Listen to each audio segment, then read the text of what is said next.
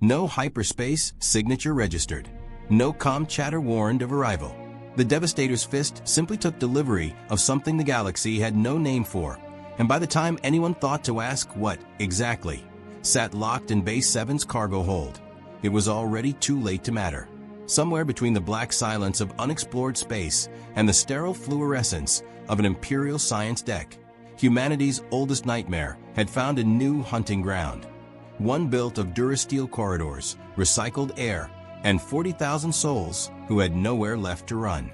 The Star Destroyer Devastator's fist cut through the mid-rim like a blade through velvet, its wedge-shaped hull swallowing starlight as it patrolled the outer edges of a system still nursing separatist sympathies from a war 2 decades cold. This was the Empire at its most disciplined, turbo-laser batteries gleaming, TIE squadrons drilling in the launch bays, 40,000 souls bound together by fear, ambition, and the iron certainty that order, however brutal, was preferable to chaos. Admiral-designate Corvin Draith ran his ship the way he ran his own mind, with ruthless efficiency and no tolerance for surprises, which made the message from Sector Command all the more irritating. A specialized science vessel will rendezvous at these coordinates. Cargo transfer is priority classified. No inspection. No questions. Compliance is mandatory. Draith had read the order twice, searching for the loophole that would let him refuse it, and found none. Above his pay grade meant above his curiosity. And in the Empire, curiosity above one station was a career-ending vice. So when the unmarked vessel Chrysalis Vector slid alongside the Devastator's fist under cover of an ion storm, and its crew, 12 bioscientists in black-sashed robes bearing no visible insignia, transferred a single reinforced containment crate into Cargo Bay 7. Draith said nothing.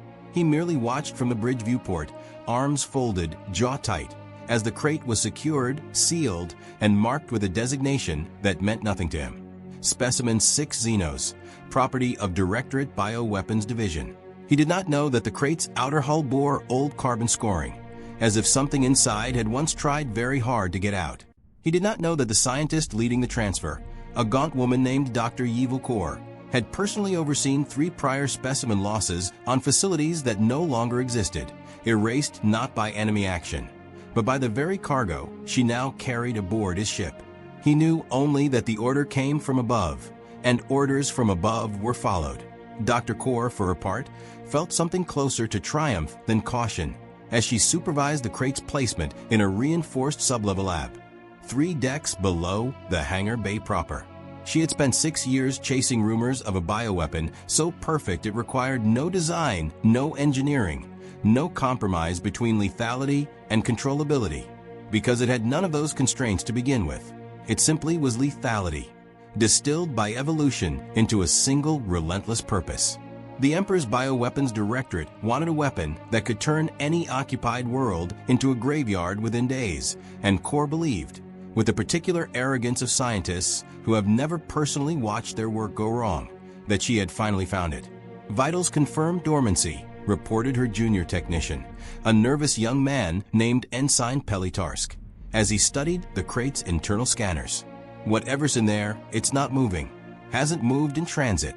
They never move when you expect them to, Kor murmured, more to herself than to him, tracing gloved fingers along the crate's warning glyphs. Symbols not of Imperial origin, scratched crudely into the metal by hands that had clearly not trusted words alone to convey the danger. Do not open. Do not approach without full containment. If breach occurs, purge the compartment. Do not attempt retrieval. She had transcribed a translation of those glyphs into her official report. She had not included it in the summary she gave Admiral Draith's staff, on the grounds that panic was inefficient and her authorization did not require her to educate the ship's crew on matters above their clearance. For 3 days, nothing happened. The crate sat in its magnetic cradle beneath humming containment fields, monitored by a rotating skeleton staff who grew steadily more bored with an assignment that amounted to watching a locked box do nothing. Ensign Tarsk logged his shifts with the particular tedium of a man counting down to reassignment. Stormtrooper Squad TK-9114, posted outside the lab on standing guard order, played sabacc between patrol sweeps and speculated idly about what exactly warranted such secrecy, a captured rebel superweapon, someone's contraband spice shipment, a diplomatic embarrassment someone wanted buried in deep space. None of them guessed correctly. None of them could have. It was during the ship's routine translation through a minor hyperspace corridor, an unremarkable, scheduled jump meant to reposition the Devastator's fist toward a system flagged for tax collection enforcement, that the accident occurred. Hyperspace transitions generated harmonic vibrations throughout a Star Destroyer's superstructure, subtle enough that crew barely registered them after months aboard, but sufficient, on this particular occasion, to jar loose a hairline fracture in the containment crate's secondary seal. A fracture that had, in fact, existed since the crate's violent extraction from whatever nightmare world it had originally been recovered from, patched over hastily by scientists more interested in transport deadlines than structural integrity. The seal held for the duration of the jump. It did not hold for the 20 minutes afterward, while the lab sat in the false calm of normal space, its skeleton crew unaware that the magnetic cradle's containment field had begun, almost imperceptibly, to fluctuate. Ensign Tarsk noticed the anomaly first, a flicker on his monitor, gone before he could fully register it, the kind of instrument hiccup he'd seen 100 times on a ship this large and this old. He logged it out of habit rather than concern and returned to the crossword puzzle he'd been failing to finish for 2 days. He did not notice the crate's internal temperature readings climbing by fractions of a degree. He did not notice the faint scrape of something shifting inside metal that was not supposed to permit movement. He noticed, finally, when the lights above the containment cradle dimmed and the crate's front panel, 3 centimeters of reinforced durasteel, rated to withstand small arms fire, buckled outward with a sound like a groaning hull breach, and something pale, fast, and utterly wrong dropped onto the floor of Sublevel 3 Science Bay. Tarsk had perhaps 4 seconds to process what he was seeing. A creature the size of a large ant, spider-legged, translucent-fleshed, with a long segmented tail that whipped upright like a scorpion's the instant it landed. He had time to reach for the comm panel. He did not have time to activate it. The thing crossed the distance between them in a single convulsive leap, and Ensign Pelly Tarsk's scream lasted only as long as it took the creature's tail to wrap around his throat and its clawed fingers to force themselves, with horrifying strength, against his sealed mouth. By the time Dr. Kaur returned from her quarters 40 minutes later, expecting a quiet shift change and a status report confirming continued dormancy, she found the lab dark, the containment cradle empty, and Ensign Tarsk seated motionless in his chair, breathing shallow and even, a strange translucent residue crusted across his face where something had, briefly, been attached. "Wake him," she snapped to the returning duty officer, professional detachment already reasserting itself over the cold spike of fear in her chest. "And seal this compartment. Now." Tarsk's eyes opened slowly. He looked at her with the confused, exhausted gaze of a man surfacing from anesthesia and murmured something about a bad dream before his vitals monitor, still clipped to his wrist, chirped soft, meaningless confirmation that his heart rate, respiration, and temperature had all returned to baseline. Dr. Kaur had read enough classified xenobiology archives, the ones the Directorate kept sealed even for most of its own researchers, to recognize what she was looking at. She had told herself, across 6 years of pursuing this specimen, that she understood the risk. She had told herself she was prepared.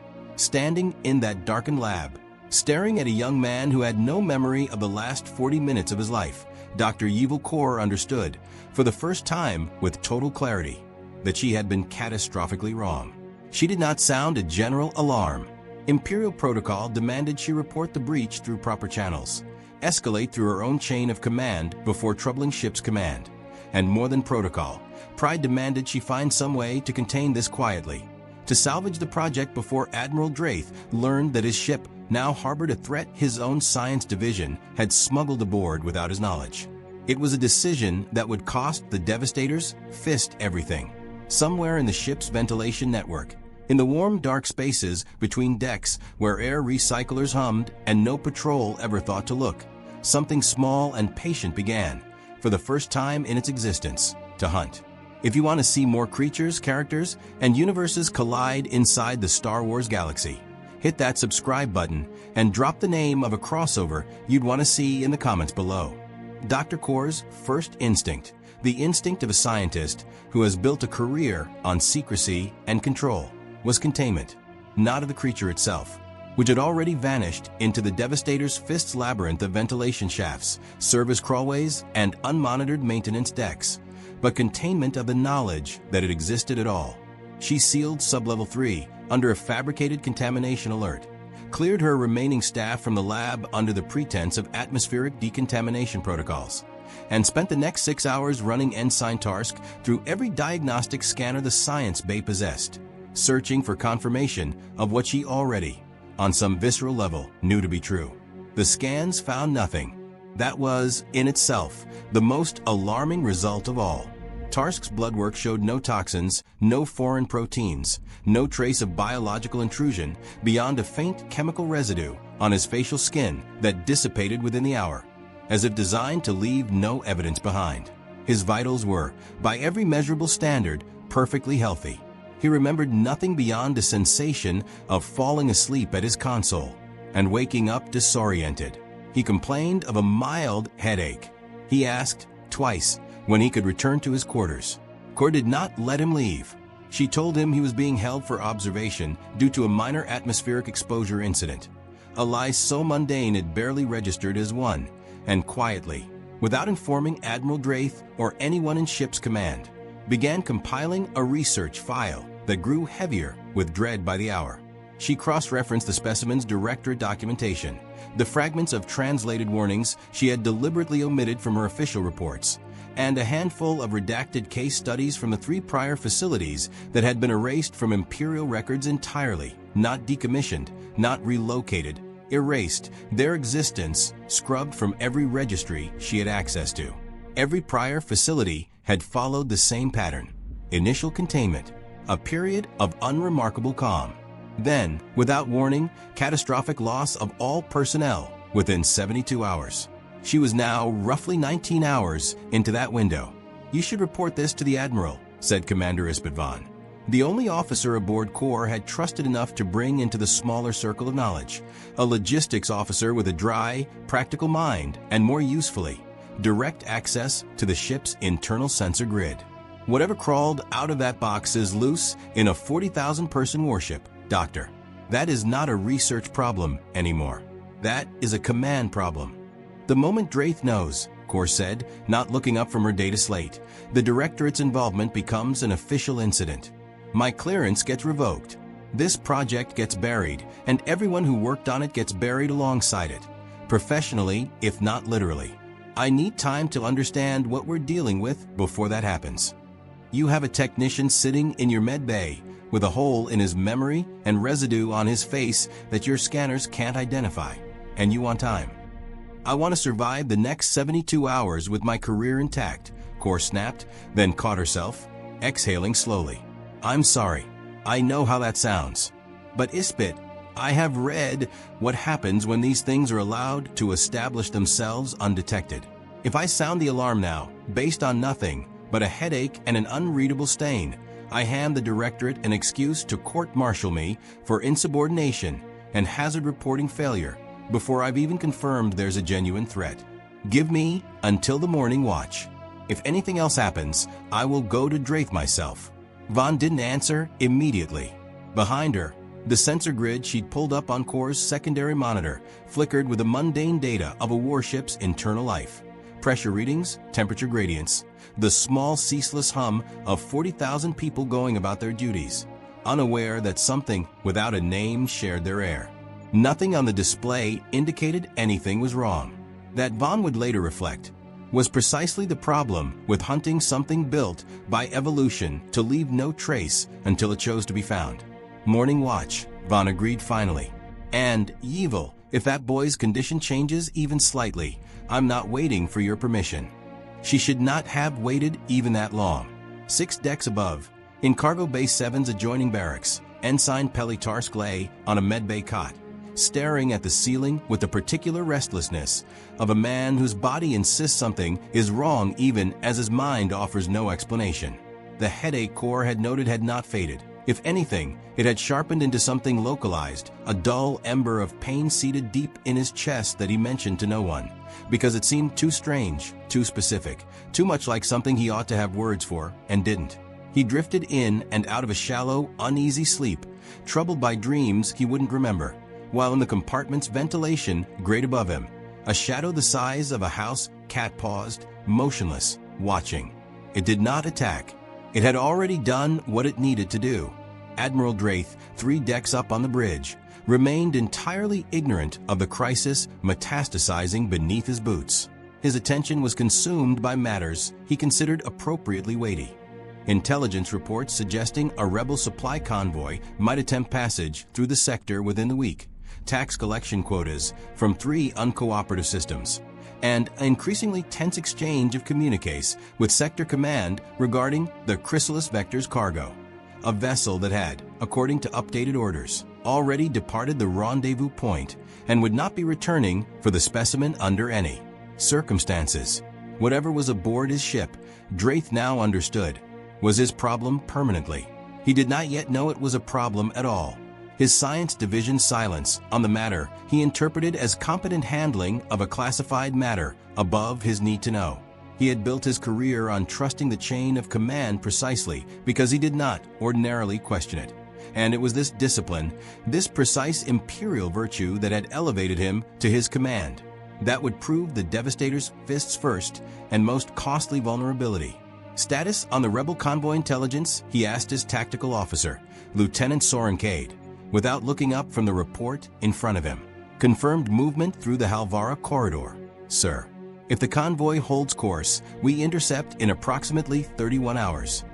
Then we'll be ready, Draith said, satisfied, already composing in his mind the report he'd file to Sector Command detailing a clean, decisive engagement, the kind of victory that built reputations. He had no reason to suspect that the true threat to his ship's 40,000 souls was not approaching from beyond the hull, but had already been walking its corridors for the better part of a day.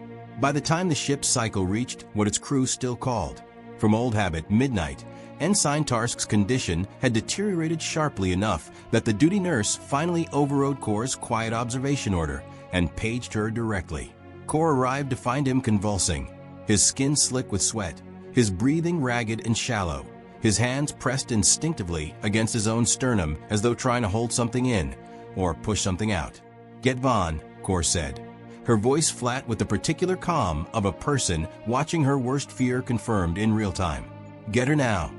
The duty nurse didn't move fast enough. Nobody could have moved fast enough. Tarsk's back arched off the cot with a sound that would haunt every person in that room for the rest of their lives. Not quite a scream, because a scream requires breath, and breath was, in that moment, the one thing his body could no longer manage. Blood bloomed across his chest in a sudden, obscene bruise, and beneath it something moved, something with the terrible impatient strength of a creature that had spent hours growing inside a body that had never once suspected its presence. The duty nurse was closest. She would not survive the next 90 seconds. Kor, backing toward the door with the cold clarity of a scientist, whose research had finally, catastrophically, answered every question she'd spent 6 years asking, activated the compartment's emergency seal and watched, through 6 centimeters of transparisteel, as something small and pale and impossibly fast erupted from Ensign Pelly Tarsk's chest and turned, blood-slicked and newborn, toward the only other warm body left in the room. She did not wait to see what happened next. She was already running for the internal comm, already composing, in her mind, the words she had hoped never to speak aboard this ship. "Admiral Draith, this is Dr. Kor. I need to report a Priority 1 containment breach. All decks, all personnel. This is not a drill." Behind her, the screaming had already stopped. Admiral Corvin Draith had commanded starships for 11 years.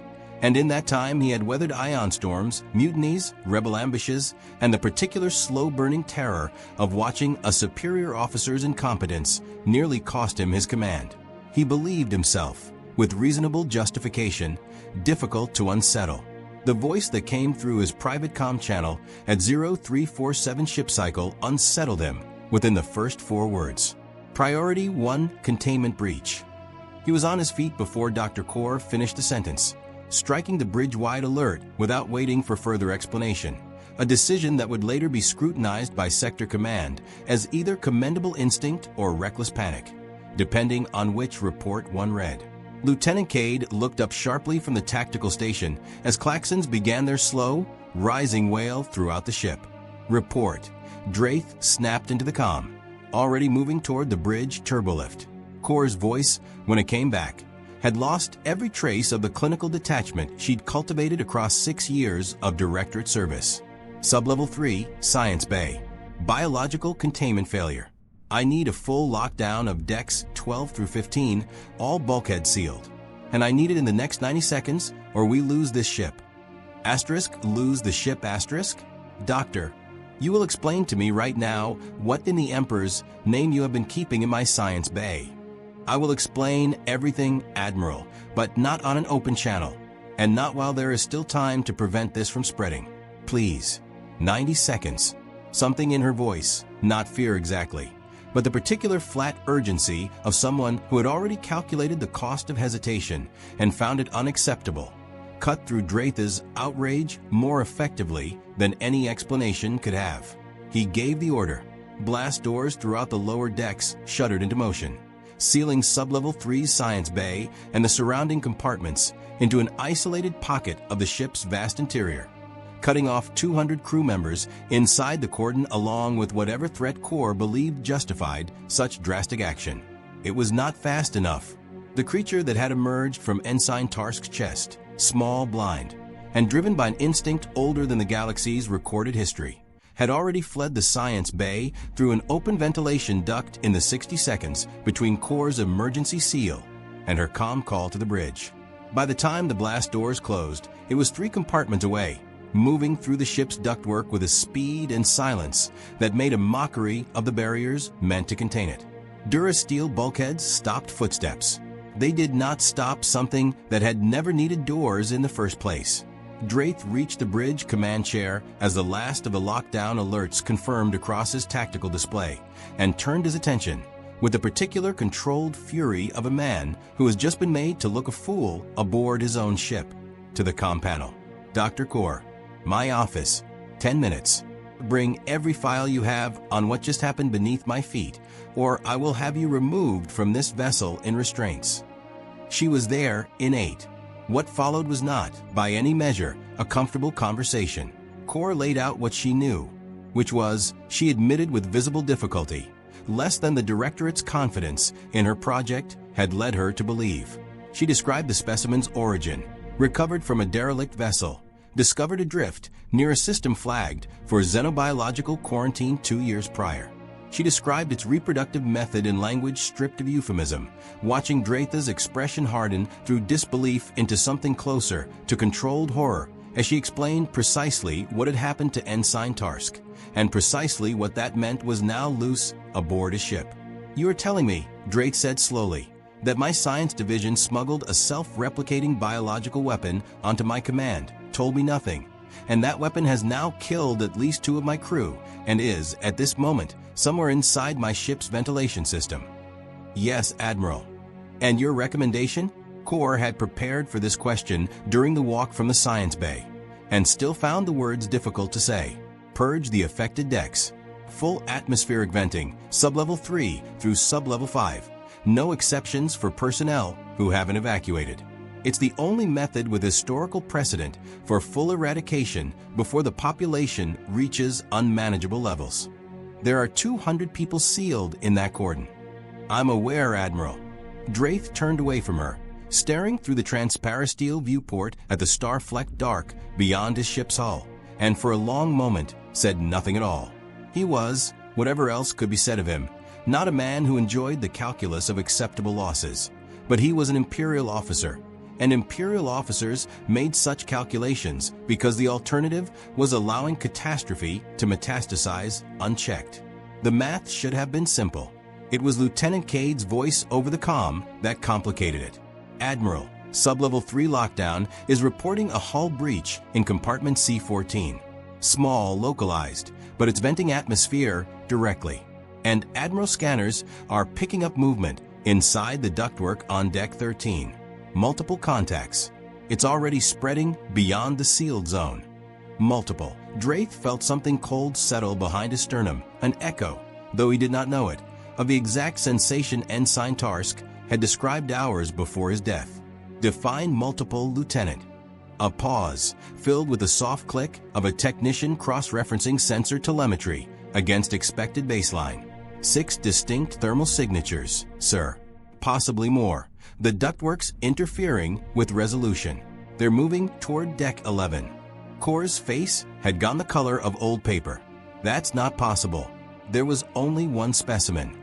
Apparently, Doctor, Draith said, with the particular icy calm of a man watching his command decisions become obsolete in real time. Your specimen disagrees.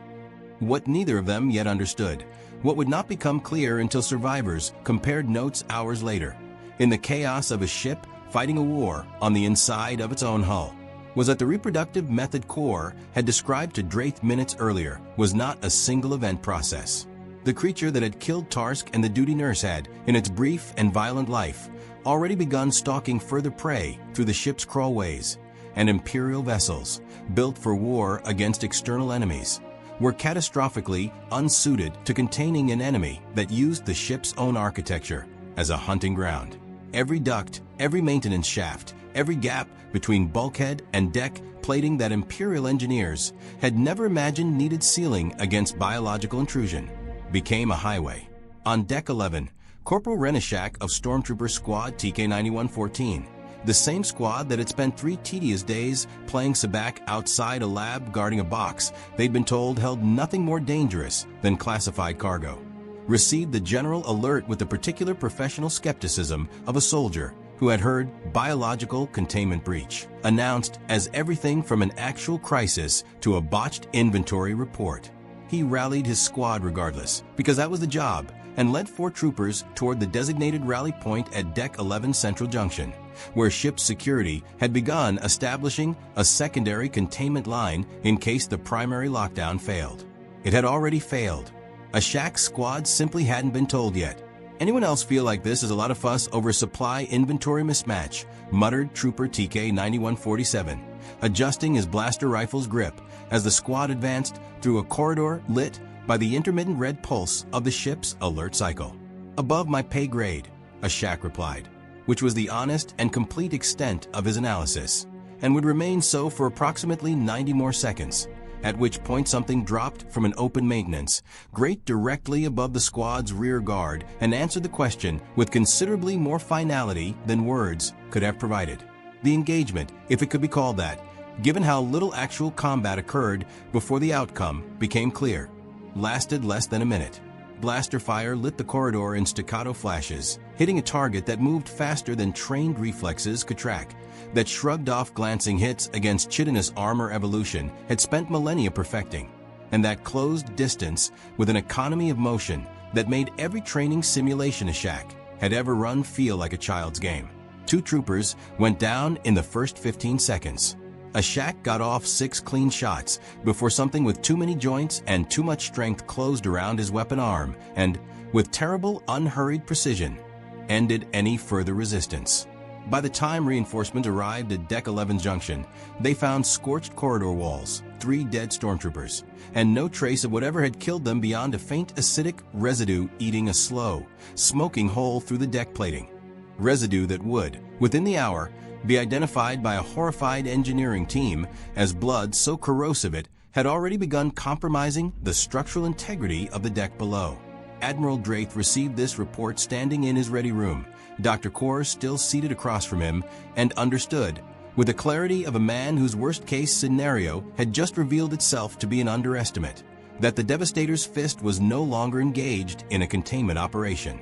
It was fighting a war it had not yet found a way to see clearly enough to win. Recall every non-essential officer to secure quarters, he said, voice leveled despite everything. Full internal lockdown, deck by deck, until we understand what we're facing. And give me a count, Doctor. I want to know exactly how many of these things might be aboard my ship, and I want to know in the next hour. Kor, staring at the readout Cade had just transmitted, 6 thermal signatures, and climbing, did not have the heart to tell him that the number might already be unknowable, and would, in all likelihood, only grow. By the time the ship's chronometer marked 0600, the Devastator's fist had transformed, deck by sealed deck, into something closer to a fortress under siege from within than a warship of a galactic empire. Admiral Draith stood at the center of a hastily converted secondary command post. The bridge itself remained operational, but he had relocated the crisis coordination effort to a reinforced war room 2 decks below, on the theory that if the ductwork infestation somehow breached the bridge, the ship would need a command structure that survived the loss. It was the kind of contingency planning that, 12 hours earlier, would have seemed absurdly paranoid. Now it felt insufficient. "Current status," Draith said, addressing the small cluster of officers who had become, in the space of a single ship's night, the entire effective leadership of a 40,000-person vessel. Commander Vaughn, haggard but composed, gestured at the deck schematic projected above the war room's holotable, a cross-section of the Devastator's fist now marked with an ugly, spreading constellation of red hazard icons. Confirmed hostile contact or environmental compromise across 11 compartments, spanning decks 9 through 15. We've lost contact with 3 separate work crews and 1 full security detail. Casualty estimate is climbing past 20, and that's likely conservative. Several missing persons reports haven't been confirmed as casualties yet, which means they might still be alive somewhere in the affected zones, or... She didn't finish the sentence. She didn't need to, or they're already part of the problem. Draith finished for her, grim. Dr. Core, seated at the edge of the war room table, with a particular hollow posture of someone whose worst professional fear had metastasized into a mass casualty event, cleared her throat. "Admiral, I've compiled what I know from the Directorate case files, cross-referenced against what we're observing. These organisms, I believe the classification the recovery team used was xenomorph, though that may simply be a placeholder designation rather than an official one, build what the case files describe as a high structure. A central nesting area, typically established in warm, dark, defensible space. Given our ship's architecture, I'd wager the reactor decks or lower engineering are the most likely candidates. You're telling me they're nesting on my ship? I'm telling you that if we don't locate and destroy that nest quickly, every additional hour gives them more workers, more warriors, and more opportunities to overwhelm any containment line we establish." The case files from the erased facilities all describe the same trajectory. Slow, deniable losses for the first day, followed by total collapse within 72 hours once the hive reaches sufficient numbers. Lieutenant Cade, who had spent the last 3 hours running tactical simulations that grew progressively less reassuring with each iteration, spoke up from the far end of the table. "Admiral, if I may, we're fighting this the way we'd fight a boarding action, and it's not working. Blaster fire is proving only marginally effective against confirmed kills. 3 of our 4 engagements ended with a hostile withdrawing rather than dying, even after sustained hits. Corrosive blood is compromising deck integrity every time we do land a kill, which means we're now managing structural damage on top of casualties. And our sensor grid can't reliably distinguish these things from background thermal noise once they're inside the ductwork. We are not equipped for this kind of enemy." "Then we adapt," Draith said, with the flat determination of a man who had built a career on refusing to accept that any problem lacked an imperial solution. "Full internal sensor sweep, every deck, cross-referenced against crew manifests to flag any unaccounted personnel. I want flamethrower-equipped units. Pull them from hazardous materials. Response if we don't have dedicated units. Stationed at every major junction between the infested zones and the rest of the ship. And someone find me a way to seal every duct, vent, and access crawlway between here and there, because apparently my ship was built without a single thought toward keeping something out of its own walls."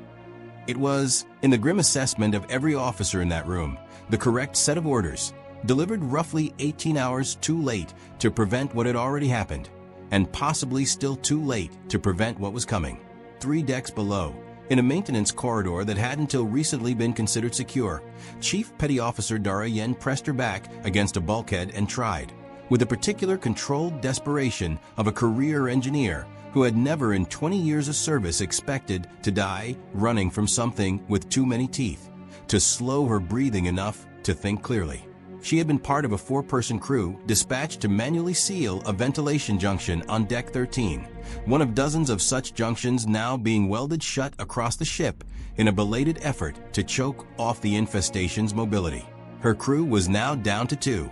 She did not know, with any certainty, whether the other 2 were dead or simply separated, and she had learned, in the last 90 minutes, not to assume the latter. "Yan," came a whisper from her remaining crewmate, a young technician named Briss Kaler, crouched beside her with a welding torch clutched like a weapon. "Yan, I heard something." Behind the panel. She had heard it too, a soft, patient scraping, the sound of something testing a barrier for weakness with the unhurried confidence of a predator that had never once, in its entire hunting existence, needed to hurry. "Don't move," she breathed. "Don't make a sound."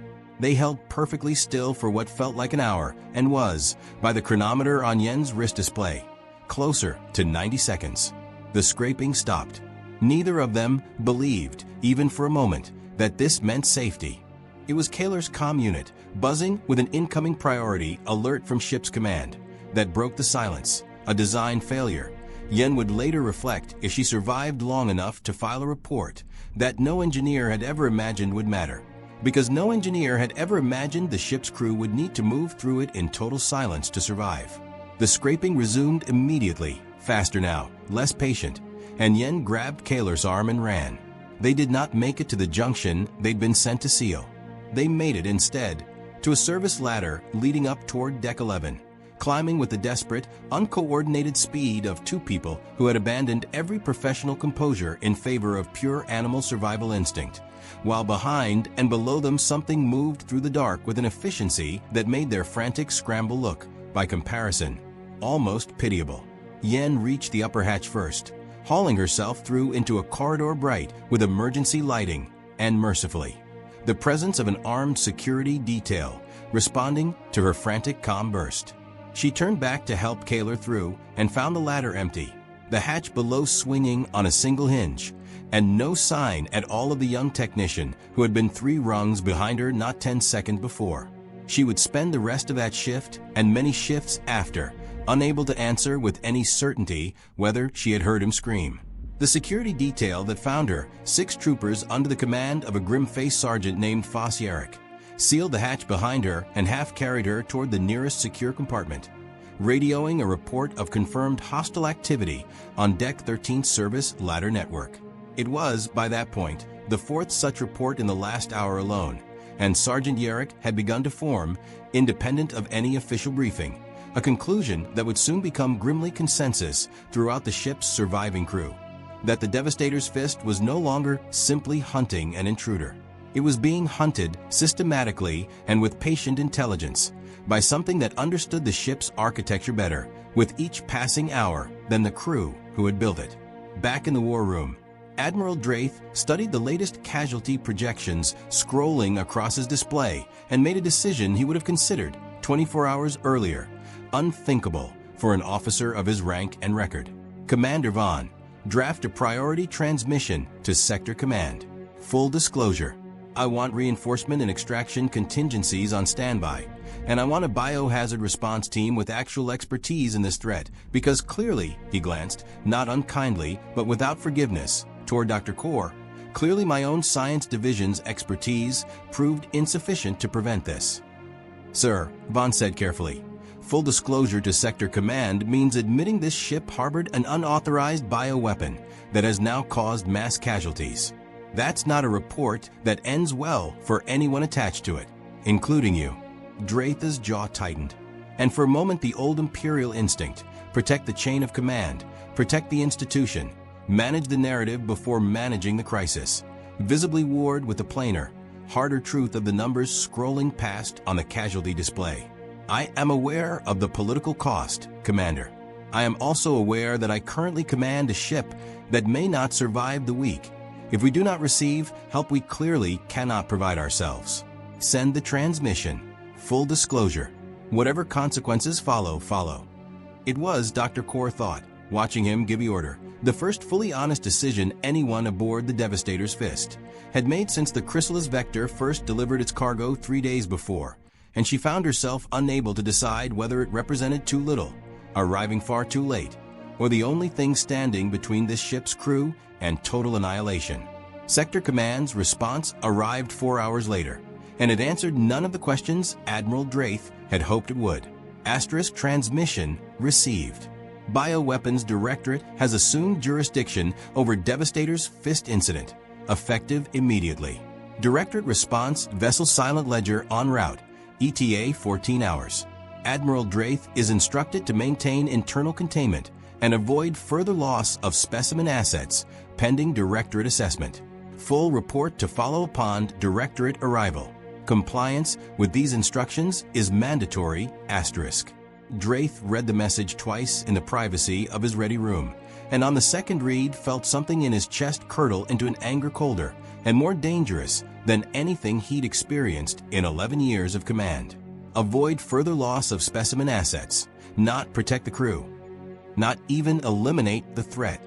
The Directorate, whoever specifically had issued that order from whatever comfortable, distant office they occupied, cared more about preserving whatever remained of their bioweapon research than about the several dozen Imperial personnel who had already died aboard his ship, and the tens of thousands more who remained at risk while that research sat, quite literally, breeding in his lower decks. He summoned Core to his ready room within minutes. "Did you know this would happen?" he asked, without preamble, sliding the message across his desk toward her. "That the moment I reported this honestly, your Directorate would arrive not to help my crew, but to salvage their investment?" Core read the message, and whatever composure she'd managed to maintain across the last day and a half visibly cracked. "Admiral, I swear to you, I did not authorize or anticipate this response. I reported the breach because I believed." She stopped, exhaled, tried again.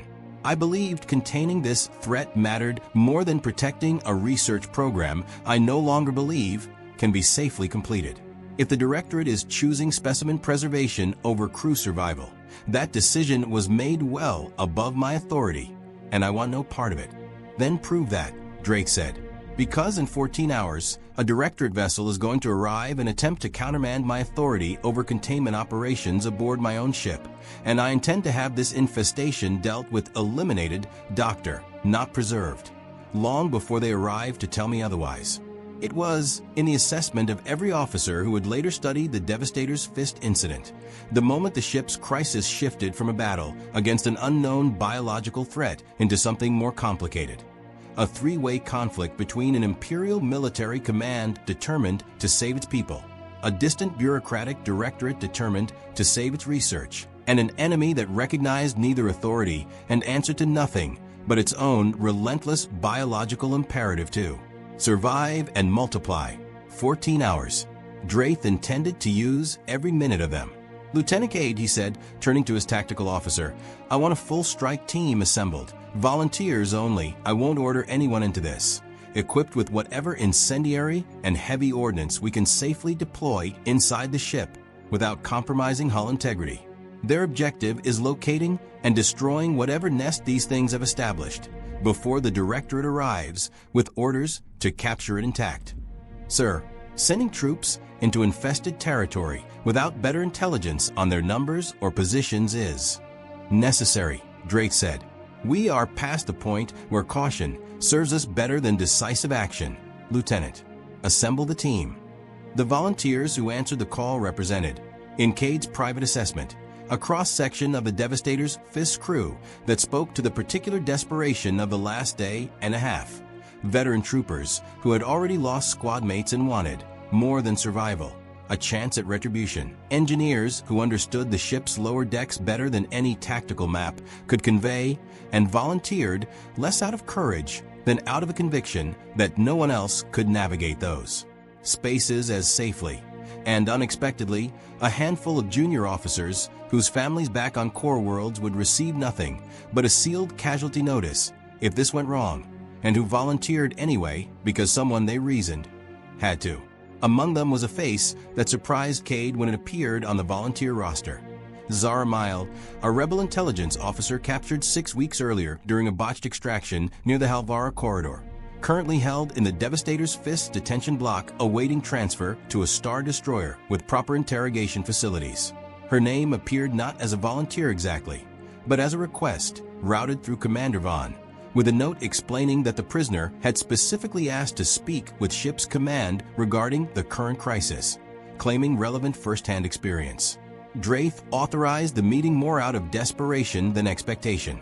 Mile was brought to the war room under guard, her wrists bound, her expression carrying the particular guarded calculation of a prisoner who understood that whatever leverage she possessed here would not last past the moment the crisis ended and her captivity resumed its normal terms. She was younger than Drath had expected from her file, mid-20s, sharp-eyed, with a kind of controlled stillness that suggested extensive field training rather than natural temperament. "You wanted to speak with me," Drath said, without offering her a seat. "I wanted to tell you that I've seen this before," Miles said. "Not exactly this, not aboard a ship, and not this scale. But 2 years ago, my unit responded to a distress call from an outer rim mining colony that had gone silent. We found survivors, 6 of them, out of a colony of 400. What killed the rest matched everything I've heard filtering through your ship's rumor mill over the last 2 days, down to the acid blood and the ambush tactics." Core, seated at the table, leaned forward sharply. What happened to the survivors? What worked tactically against them? "Fire," Miles said simply, "and falling back to defensible choke points instead of trying to hold ground. These things are fast, strong, and coordinated in a way that suggests actual pack intelligence, not just instinct. They communicate somehow, react to each other's actions, adjust tactics mid-engagement. Standing and fighting in open corridors is how you lose people fast. What worked was funneling them into narrow, controllable spaces and burning everything that came through." "Why volunteer this information?"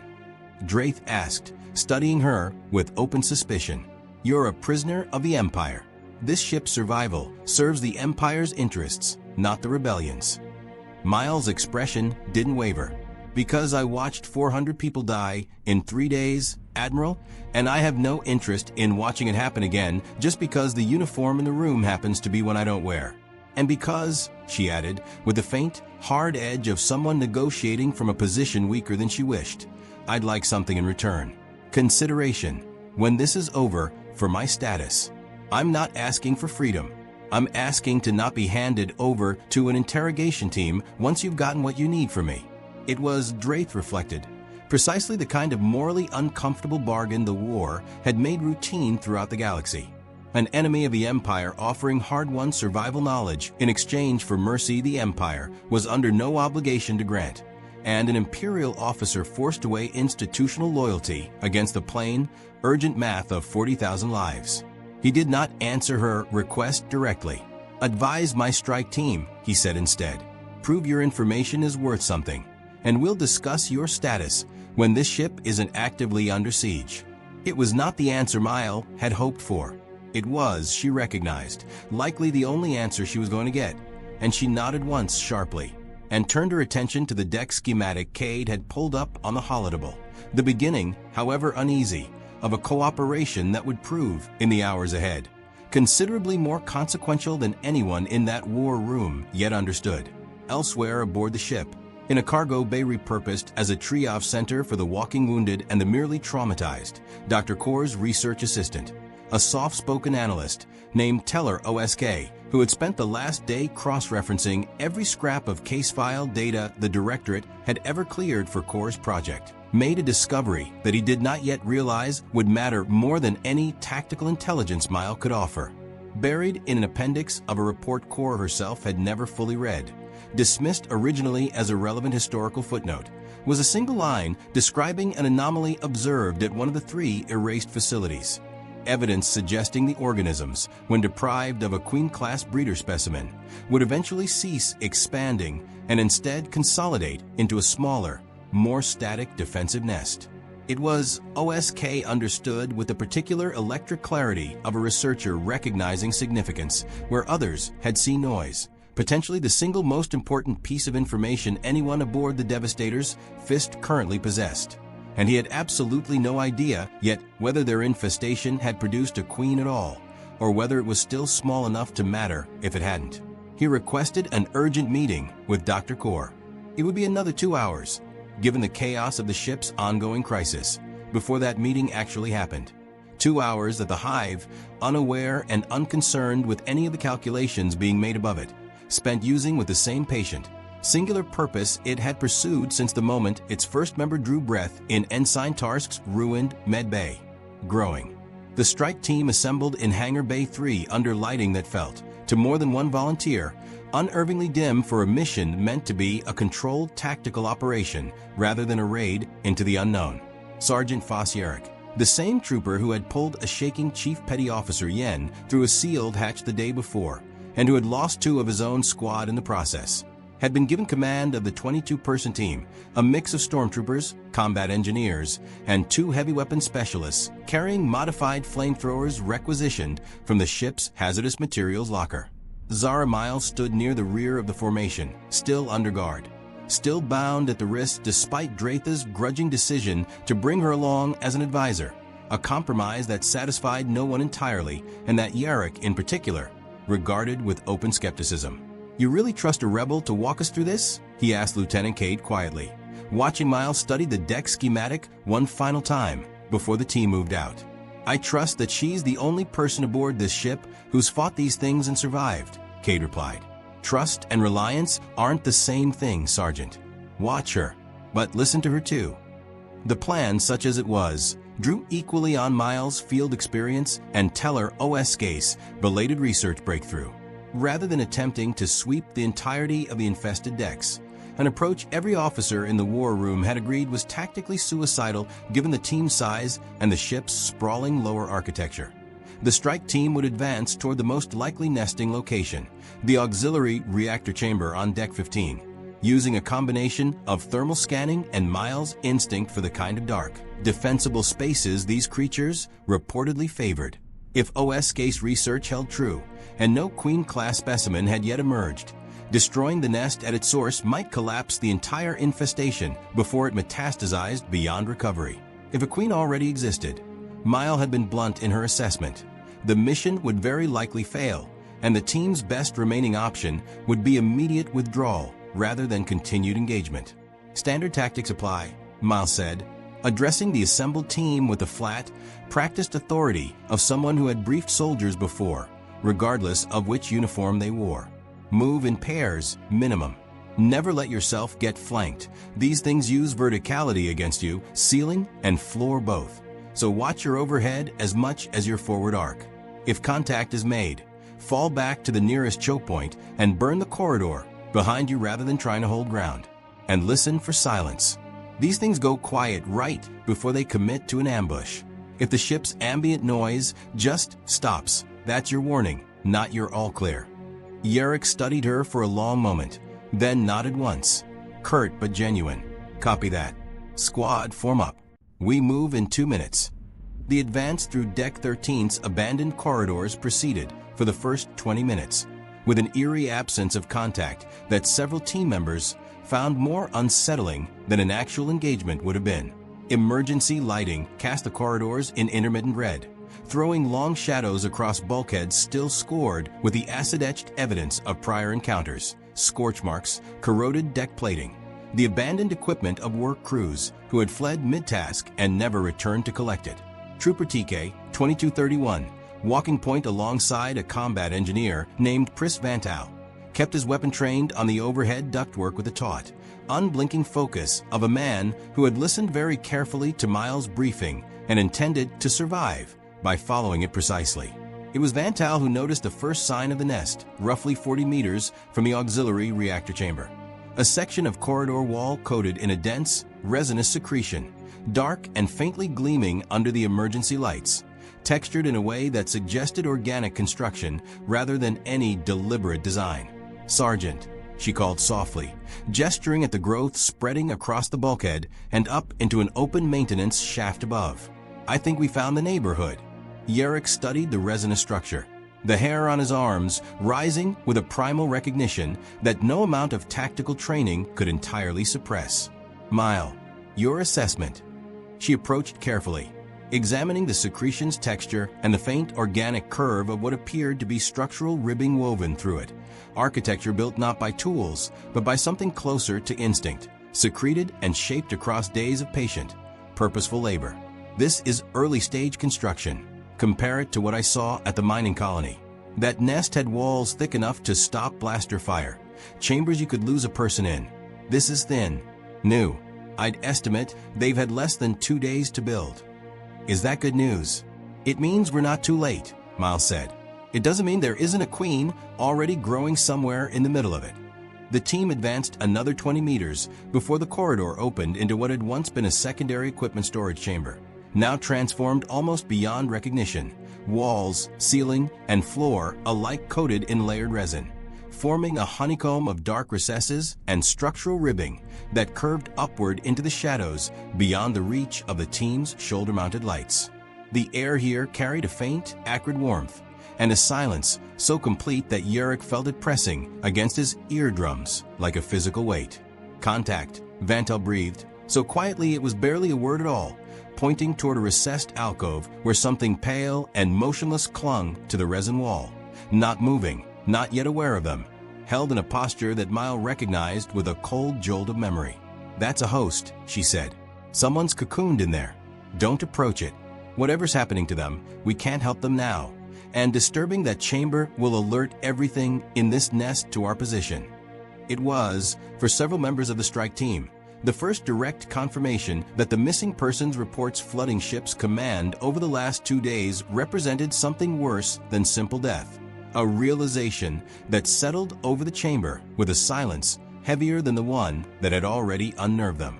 Yurick forced his attention back to the mission parameters, resisting an instinct toward mercy that Miles' warning made clear would be, in this moment, a fatal indulgence. "Heavy weapons forward," he said quietly. "We torch this chamber and everything in it. Then we fall back the way we came.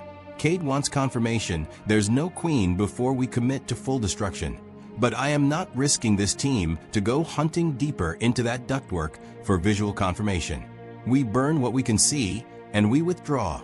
It was, in retrospect, the decision that saved the strike team's life and simultaneously ensured the mission's ultimate failure to achieve its stated objective. The 2 flamethrower specialists advanced to the chamber's threshold and unleashed a sustained torrent of superheated promethium gel across the resin walls, the alcove, and the motionless, cocoon shape within it, an act that several team members would carry as a private, unspoken guilt for the rest of their lives, regardless of how thoroughly Miles' briefing had prepared them for its necessity. The chamber erupted into chaos within seconds. What the fire revealed in the brief, terrible illumination of burning resin and superheated air was that the strike team's early, unopposed advance had not gone unnoticed after all. It had been permitted. The silence Miles warned them to fear serving not as absence, but as ambush. A full complement of the Hive's warriors converging on the chamber's exposed access points the instant the flame confirmed the team's exact position. What followed was less a coordinated engagement than a desperate close-quarters scramble for survival. Blaster fire and flame lighting the honeycomb chamber and strobing, chaotic bursts, as Yurick's team fought their way back toward the corridor they'd entered through, dragging 2 wounded, Vantal among them, her arm laid open by something too fast to properly track, while leaving behind, in the burning wreckage of the nest's outer chamber, 3 troopers who would not be coming back. They reached the sealed bulkhead at Deck 13's junction with less than a minute to spare before whatever pursued them arrived at the threshold. Close enough that Yurick, glancing back one final time as the blast door ground shut, glimpsed something in the smoke and dying flame that was larger, more heavily armored, and unmistakably more purposeful than anything the team had engaged inside the nest itself. A shape that moved with the unhurried confidence of something that understood, on whatever level such creatures understood anything, that it had already won this particular exchange, regardless of the fire behind it. "Command, this is Yurick," he gasped into his comm, back pressed against the sealed bulkhead, chest heaving. Nest partially destroyed. Multiple hostiles still confirmed active.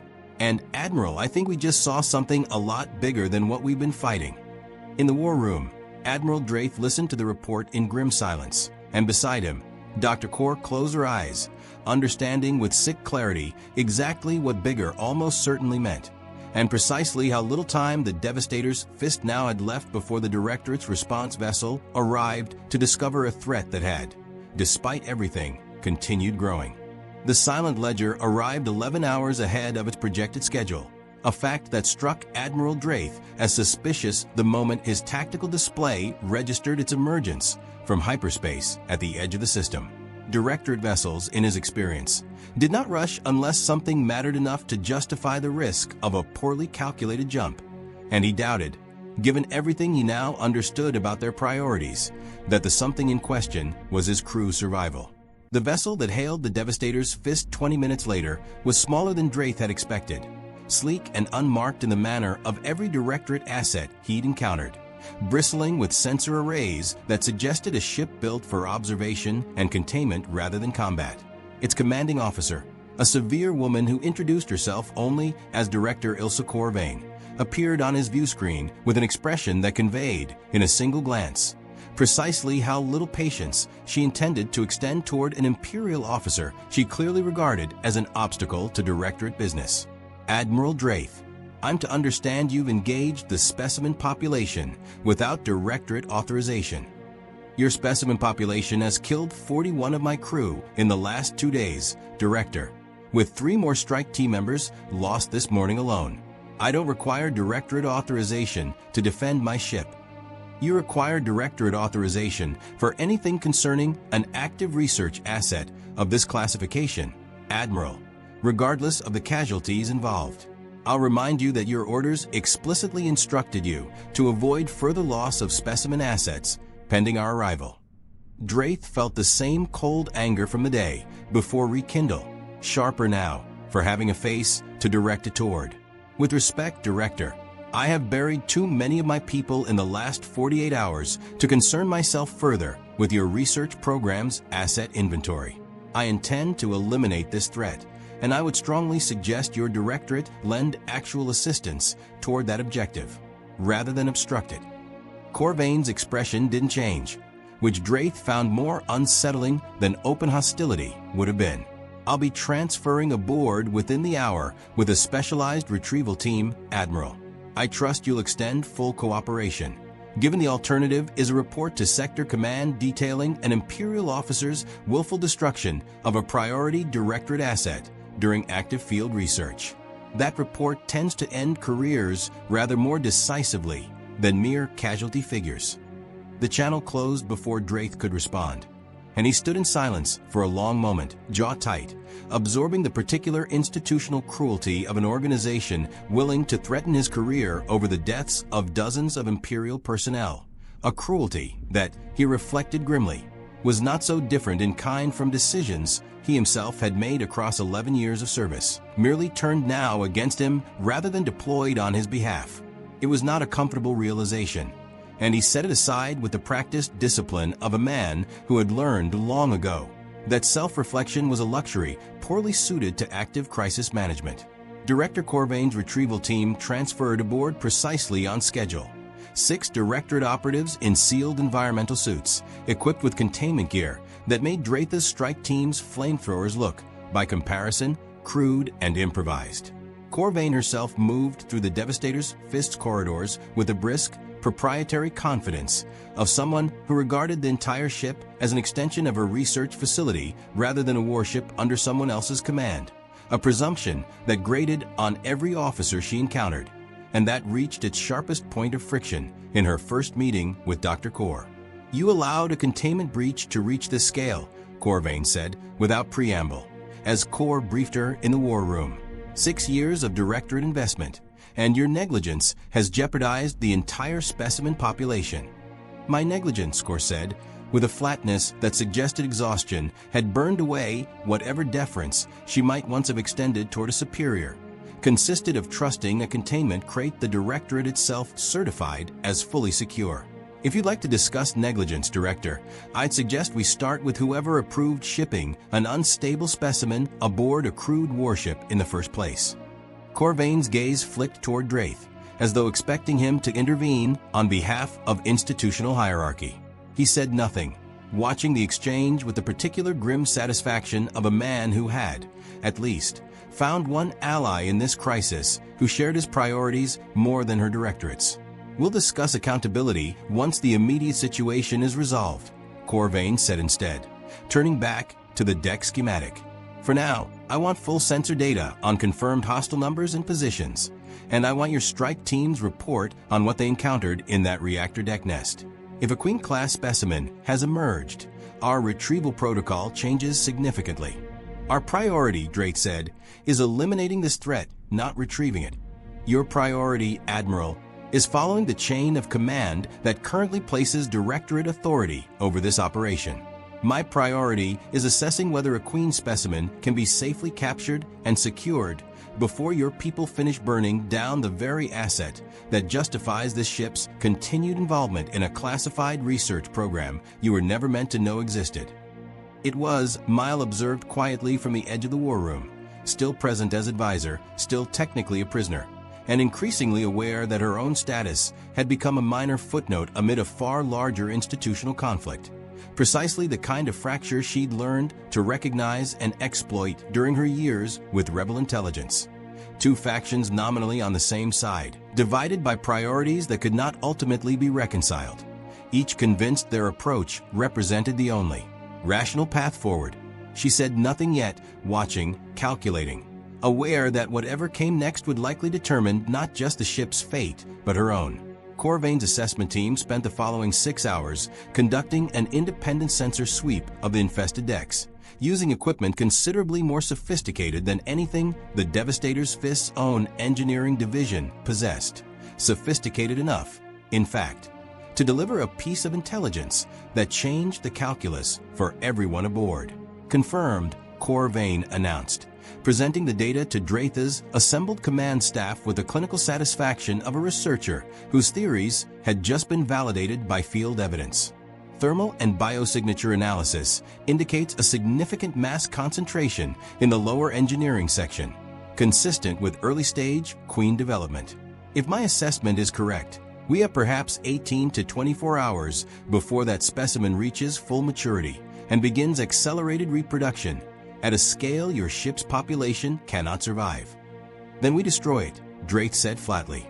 Now, before that window closes, you destroy the single most valuable specimen in this entire operation, Corvain countered, and the Directorate's 6 years of research that could, properly weaponized, provide the Empire with a strategic advantage against rebel-held worlds that conventional forces have failed to subdue dies with it. I am authorized to offer you an alternative, Admiral. My team believes we can sedate and extract the Queen specimen using specialized capture equipment, neutralizing the immediate threat to your ship while preserving the Directorate's research investment. Draith studied her for a long moment, weighing the plain military logic against the political reality that a director with Corvain's evident authority could quite possibly make good on her earlier threat regardless of how this crisis resolved. And if your extraction fails, then we've lost nothing we wouldn't have lost through your original plan, and you remain free to proceed with total elimination as a fallback. I'm not asking you to abandon your objective, Admiral. I'm asking for one attempt at mine first. It was Dr. Kor watching this exchange with an expression Mile recognized as the particular exhaustion of someone forced to reconcile who they'd been 6 years ago with who they'd become across the last 3 days, who finally spoke. Admiral, for what it's worth, I don't think that's an unreasonable request, provided it comes with a hard time limit and full authority for your people to override at the moment it endangers this crew further. I made the mistake, once, of believing this research justified the risk it carried. I won't make that argument again on the Directorate's behalf. But I also understand the reality of what happens to everyone in this room if we destroy that specimen and Corvain's report reaches Sector Command painted as reckless insubordination rather than necessary defense. Draitha's jaw worked silently for a moment, weighing 11 years of institutional caution against the raw arithmetic of 41 dead crew members and a Queen specimen he had, until an hour ago, not even known existed. 6 hours, he said finally. Director Corvain, your team has 6 hours to attempt extraction under the direct oversight of my strike team, with full authority for Sergeant Yarrick to abort and destroy the specimen the instant he judges the operation compromised. After that window closes, regardless of your progress, we proceed with total elimination. Those are my terms. They are not negotiable. Corvain held his gaze for a long, assessing moment, and then nodded, once, with the particular grace of someone accepting a compromise she had no actual power to refuse. 6 hours, Admiral. I trust that will be sufficient. Neither of them, in that moment, fully believed it would be, and neither of them yet understood that the Queen specimen growing in the Devastator's Fist's lower engineering decks had, in the hours since the strike team's failed raid, already begun exhibiting behavior that no directorate case file had ever documented. A coordinated, almost deliberate defensive restructuring of the Hive's remaining warriors, as though something in that dark, resin-choked chamber had recognized the ship's crew as a threat worth actively preparing for, rather than simply prey to be hunted at leisure. The 6-hour countdown began at 0347 ship time, and by 0400 Zoramile had already decided how she intended to spend it. She found Lieutenant Cade in the observation gallery above the war room, watching through reinforced transparisteel as Corvain's retrieval team suited up 2 decks below, their sealed environmental gear catching the harsh overhead lights in a way that made them look, to Miles' eye, less like rescuers than like undertakers arriving early. "You wanted to talk," Cade said, not turning from the glass. "Yarrick said you'd been asking for me specifically." "I have information your directorate friend doesn't have," Miles said. "Real information. Not tactical color commentary about how these things move, actual knowledge about what a queen does when she feels threatened, because I watched one do it on a mining colony you've never heard of, to 60 people who trusted the wrong evacuation plan. She let that settle before continuing. I'll give it to Yarrick's team, not to Corvain, and not for free." Kate turned to face her fully now, his expression carefully neutral in the manner of an officer who had learned, over 3 days of catastrophe, to keep his reactions private even when his patience was fraying. "You're still a prisoner of the Empire, Mile. You don't have leverage to negotiate anything.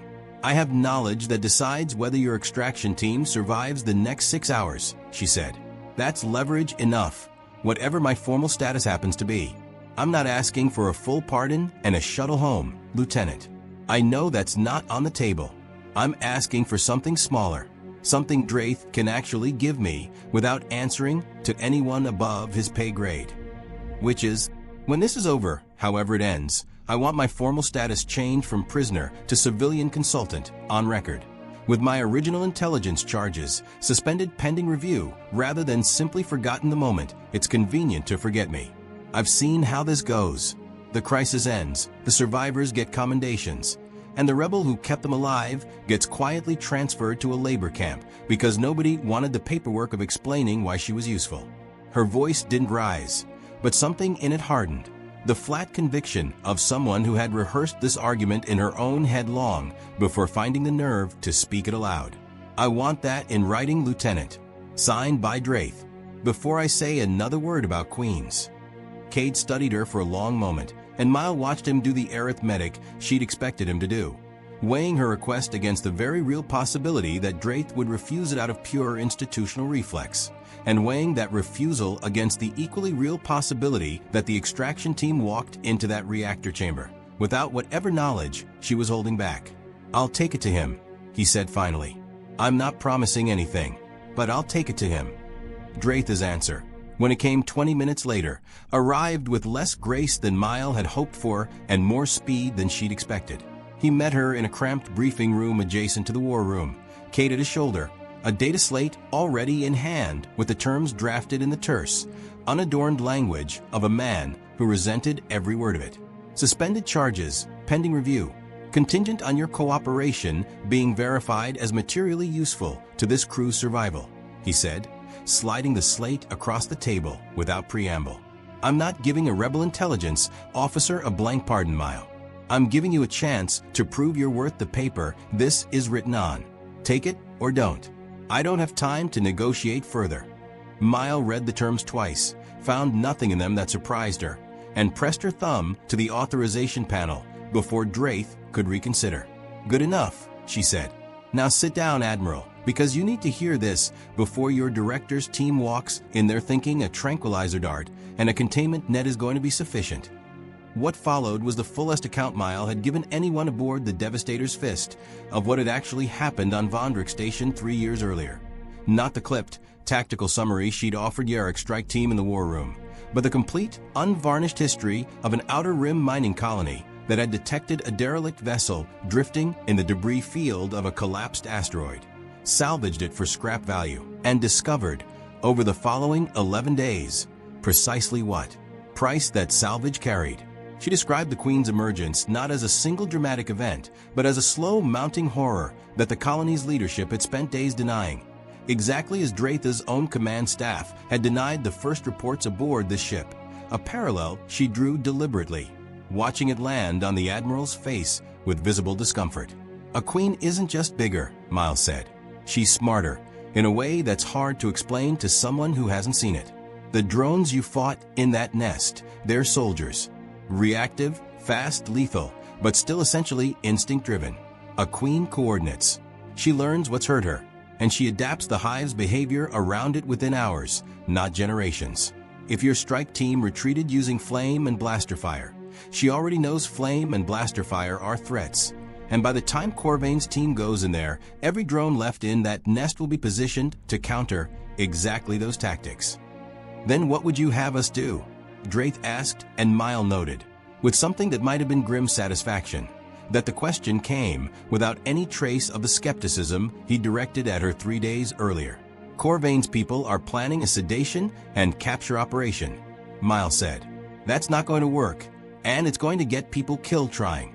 Queens don't respond to standard tranq compounds the way the drones might. Their physiology processes toxins differently, some kind of accelerated metabolic response nobody's ever fully explained. What worked at Vondrix, the one time anyone got close enough to try, was thermal shock, supercooled gas rapidly dropping the ambient temperature around her enough to stall her reflexes without killing her outright. It's not capture, it's not elegant, but it's the only method I've personally seen slow one down without simply enraging it into a killing frenzy that takes the whole extraction team with it. Draith exchanged a look with Cade, the kind of silent, weighted communication of two officers reassessing a plan neither of them had fully trusted from the start. Corvain's team is equipped for sedation and containment, not thermal shock. Then Corvain's team is about to fail, Miles said simply, unless someone tells her otherwise before she walks into that chamber. It was, Miles understood even as she said it, precisely the kind of information that would either save the Directorate's extraction attempt or hand Corvain the exact justification she'd need to seize full authority over the operation. And Miles found, turning the calculation over in her mind, that she genuinely didn't know which outcome she preferred. She had no loyalty to a captured specimen's survival, no stake in whether the Empire's bioweapons research succeeded or collapsed into ruin aboard a doomed Star Destroyer. What she wanted, she admitted to herself in the quiet space behind her carefully composed expression, was simpler and considerably more selfish. To walk away from this ship alive, with her new status intact, having done enough to make that status worth honoring. Draith relayed the intelligence to Corvain's team within the hour, delivered through Cade in the clipped, procedural language of an interdepartmental briefing rather than an admission that a rebel prisoner's expertise now formed the operational backbone of a Directorate-led extraction. Corvain's response, when it filtered back through the chain, was neither gratitude nor dismissal, but something colder and more calculating. An immediate request for full access to the asset for direct debriefing, a request Draith denied flatly, aware that surrendering Mile to Directorate custody now would cost him whatever fragile leverage he'd just paid to secure. Down in the retrieval team's staging area, the reconfiguration began immediately. Heavy cryogenic canisters requisitioned from the ship's atmospheric processing division, hastily modified by combat engineers working against a countdown that had already burned away nearly an hour of its allotted 6. Sergeant Yarrick, overseeing the modifications with the weary vigilance of a man who had already watched one plan collapse inside that nest, found himself, for the first time since the crisis began, cautiously willing to believe they might actually pull this off. He did not yet know, none of them yet knew, that the Queen in the Devastator's Fist's lower engineering decks had already begun exhibiting a defensive pattern that no thermal shock protocol from Vondrix Station had ever accounted for. A second, smaller nesting chamber deliberately isolated from the first, in which something was growing that the hive intended. with whatever cold and patient intelligence guided it, to protect at any cost. By the 4th hour of Corvain's countdown, the fracture mile had predicted arrived, not in the reactor deck nest, where the retrieval team's modified cryogenic rigs sat ready in their staging bays, but in the war room itself, where the thin discipline holding the Devastator's Fist's command structure together finally gave way under its own accumulated weight. It began, as these things often did, with a name on a casualty list. Commander Isaac Rawl, third in the ship's chain of command and the officer who had, until that morning, been quietly managing the evacuation of non-essential personnel to the ship's forward decks, discovered that his own nephew, a 16-year-old cadet serving his first deployment in the engineering apprentice pool, had been listed among the missing since the second wave of containment failures on Deck 14. He had learned this not from any formal notification, but from a data slate left open on a console by an overworked clerk, the boy's name buried in a scrolling list of 43 others whose fates remained, in the ship's official records, listed only as status unconfirmed. Rawl entered the war room without announcing himself, still holding the slate, and the fury in his expression was enough to silence the room's low murmur of tactical planning before he'd said a single word. 43 unconfirmed, he said, and his voice carried the particular brittleness of a man holding himself together through pure force of will. 43 Admiral, and among them a boy who enlisted because his family believed the Empire's uniform meant protection. And you spent the last 4 hours negotiating research asset custody with a directorate that hasn't lost a single one of its own people in this entire catastrophe. Commander Rawl, Drake began, but Rawl was not finished, and something in the set of his shoulders suggested he had passed, sometime in the last hour, beyond the point where rank alone would restore his composure. I want full evacuation, Rawl said. Not a strike team, not an extraction attempt to save directorate research. Every surviving crew member off this ship, now, while we still have the numbers to fill the escape pods without leaving people behind. You are gambling 41 dead crew, and God knows how many more against a director's research budget. And I will not stand here silently while you finish the job. The room's temperature seemed, to more than one witness, to drop several degrees in the silence that followed. Draitha's expression didn't change, but Mile, watching from the edge of the room, where she'd remained after delivering her intelligence briefing, saw something flicker behind his eyes, not anger precisely, but the particular exhaustion of a man recognizing an argument he'd already had with himself, repeatedly, across the last 3 sleepless days. A full evacuation of this vessel, Drake said, with the measured control of someone choosing every word deliberately, abandons a Star Destroyer, its full crew complement of classified equipment, and whatever remains of that specimen population to drift derelict until either the rebellion or an opportunistic salvage operation discovers it. That is not a decision I am authorized to make unilaterally, Commander, and even if I were, it is not one I believe serves this crew's long-term survival better than a contained, decisive resolution to the threat aboard. Long-term survival, Rawl repeated, with something close to disbelief. There are people alive on this ship right now, Admiral, who won't survive the next 6 hours if we keep gambling their lives on a research team's extraction fantasy.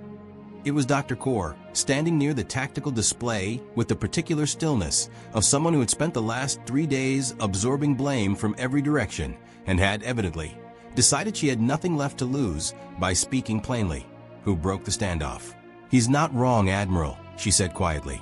I've run the numbers on our remaining containment integrity twice now. If the Queen specimen reaches maturity before extraction succeeds, and Corvain's own assessment gave us a narrower window than I initially believed, we lose structural control of the lower third of this ship within hours of that maturation. Evacuation isn't cowardice at that point. It's arithmetic. You're recommending I abandon my ship, Drake said, and for the first time since the crisis began, something raw and unguarded surfaced in his voice. I'm recommending you consider the possibility that saving directorate research and saving your crew have stopped being the same objective, Core said. I made that mistake once already, Admiral, believing this specimen's value justified the risk. I watched 41 people die because of that belief. I would rather not watch you make the same calculation with the rest of your crew simply because Corvain's threats about sector command frighten you more than the alternative does. The accusation landed with visible force, and Draitha's jaw tightened in a way that suggested Kor had struck closer to an uncomfortable truth than he cared to admit aloud. Before he could respond, the war room's comm chimed with an incoming transmission from Corvain's staging bay, and the interruption, however unwelcome, proved sufficient to fracture the confrontation before it reached whatever conclusion it had been building toward. "Admiral," Corvain's voice came through, clipped and urgent in a register Mile hadn't heard from her before. "My sensor team is reporting a secondary biosignature cluster in the lower engineering section, separate from the primary nest, roughly 30 meters south of our extraction team's staging point. It wasn't present in our earlier sweep. Whatever it is, it's grown large enough to register in the last 90 minutes alone."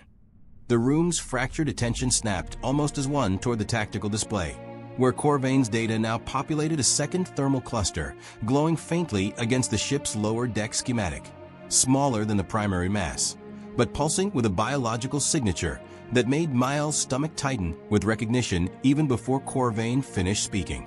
"That's not standard hive behavior," Miles said, moving toward the display without waiting for permission, old instincts overriding whatever careful deference she'd maintained since securing her new status. "A queen doesn't split her brood into separate nurseries unless she perceives an active threat to the primary nest, which means she already knows we're planning something, and she's protecting a second growth site specifically because she expects to lose the first one." "Protecting it how?" Draith asked.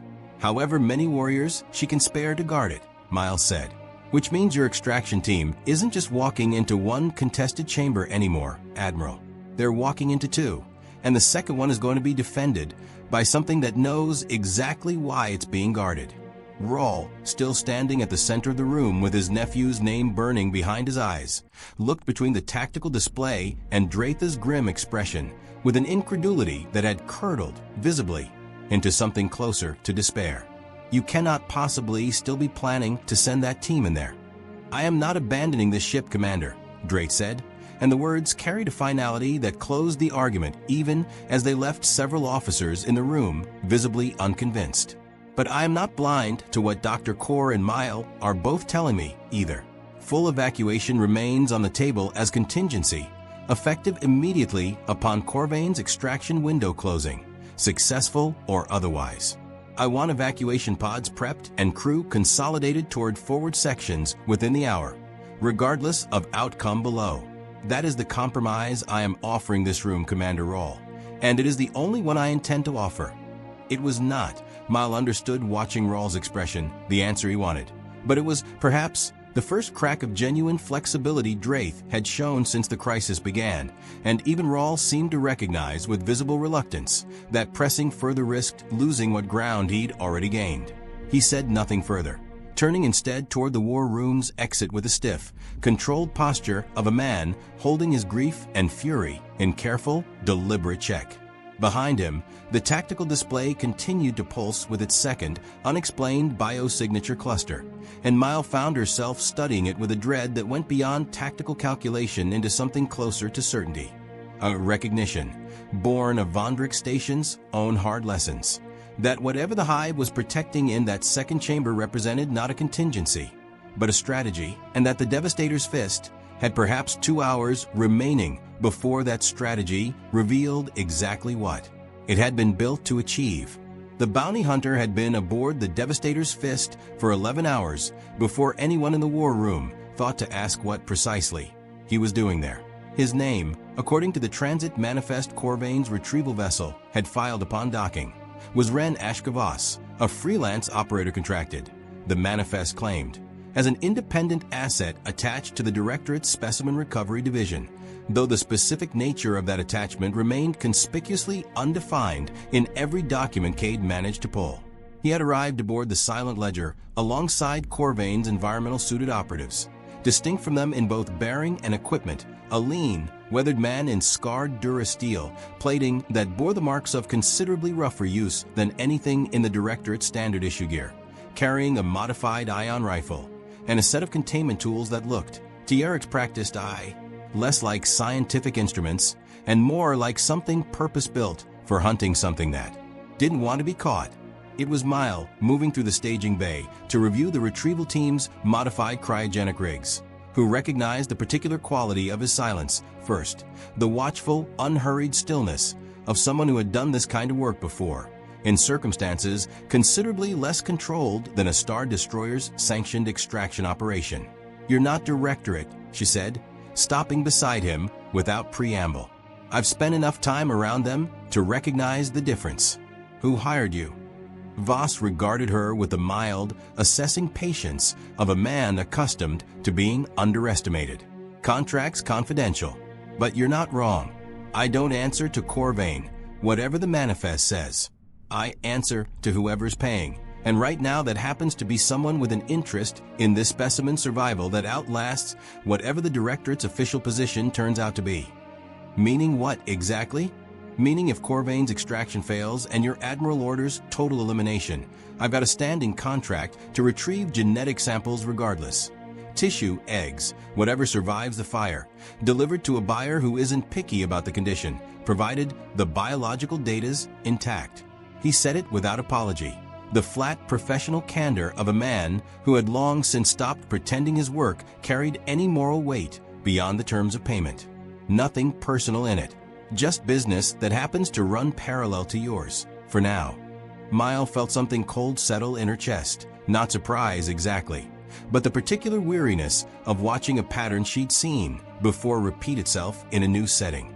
"You understand what you're dealing with. You've seen these things before. Enough to know the smart money's on getting what I came for and leaving before anyone realizes the extraction's failed," Voss said. "Enough to know your Directorate friend's sedation plan wasn't going to work even before you handed her the thermal shock fix. And enough to know that whatever's growing in that second chamber your sensors picked up isn't part of any brood pattern documented in the last 3 specimen recoveries my employers funded."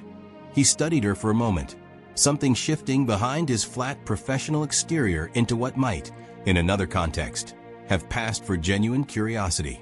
"You survived one of these outbreaks. Vondrick's word travels. I'd be curious what you make of a queen splitting her brood before an extraction team's even breached the primary chamber. That's not standard defensive behavior. That's anticipation." It was, Mile reflected, an uncomfortably accurate echo of the conclusion she'd already reached, and she found herself, despite every instinct warning her against trusting a man whose stated business model involved profiting from the deaths of everyone currently fighting to survive this crisis, inclined to take his assessment seriously. "You think she's planning something specific? I think queens don't split broods without a reason. And the only reason that makes sense here is that she's protecting something she considers more valuable than the primary nest, which means whatever's in that second chamber isn't more drones. It's something new." Voss's expression didn't change, but something in his voice sharpened, the professional interest of a man recalculating the value of his contract in real time. "If that's true, my employer's going to want it a great deal more than the specimens I originally came for. Which changes my calculus considerably, Ms. Mile, and possibly changes yours too, depending on how much you still care what happens to this ship's crew." The implication landed with the particular weight of an offer not yet made explicit, and Miles studied him for a long moment, weighing the genuine tactical value of what he'd guessed against the very real possibility that whatever proposal followed would ask something of her that Draitha's newly signed terms hadn't anticipated. "Say what you mean, Voss." "I mean, I've got resources your Admiral doesn't, independent extraction gear, a ship that isn't tied to Directorate approval chains, and no institutional obligation to preserve appearances for Sector Command." He kept his voice low, glancing once toward the staging bay's entrance to confirm they remained unobserved.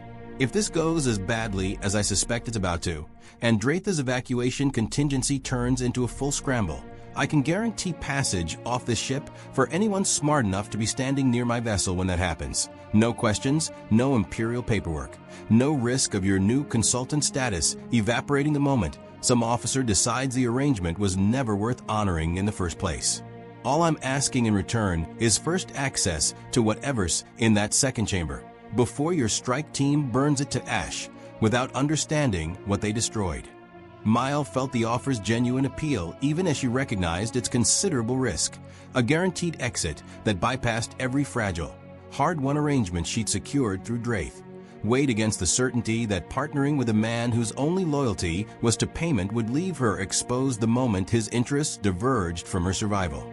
And if I say no, then I still get what I came for, one way or another. And you still take your chances with Draitha's contingency plan, Voss said, with the indifferent honesty of a man entirely unconcerned by her decision either way. I'm not threatening you, Mile. I'm offering you a second option, because you strike me as someone who understands the value of having more than one way off a dying ship. He straightened, the conversation's brief window of candor closing as efficiently as it had opened. Think about it. I don't need an answer until the extraction window closes. He moved off toward the staging bay's equipment racks, leaving Miles standing amid the hum of the modified cryogenic rigs with a decision she hadn't asked for and couldn't entirely dismiss. And it was several minutes before she became aware that Sergeant Yarrick had been watching the entire exchange from a distance, his expression carrying the particular wariness of a man who trusted neither party involved. Whatever he offered you, Yarrick said, approaching once Voss had moved out of easy earshot. I'd think carefully before taking it. Contractors like that don't survive this long in the business by keeping promises that stop being profitable. I know exactly what he is, Sergeant, Miles said. That's precisely why I'm considering it. Neither of them noticed, in the tension of that exchange, the retrieval team's sensor technician entering the staging bay at a dead run, comm unit already raised, until his voice cut across the chamber with a particular urgency that made every head in the room turn as one. Sergeant Yarrick, Director Corvain needs you in the war room immediately. The second biosignature cluster just spiked. Whatever's growing in there, it's not gestating anymore. The war room erupted into motion the moment Yarrick and Mile arrived. Corvain's tactical display now cycling through a rapid sequence of biosignature readings that painted a picture considerably worse than anything the 6-hour countdown had originally accounted for. The secondary mass has stopped gestating, Corvain announced, her clinical composure fraying at its edges for the first time since her arrival aboard the ship. Whatever it was developing into, it's finished developing. We're reading independent movement now, separate from the primary hive's biosignatures. Define independent movement, Draith said. It's not behaving like the Queen, Corvain said. It's not behaving like a drone either.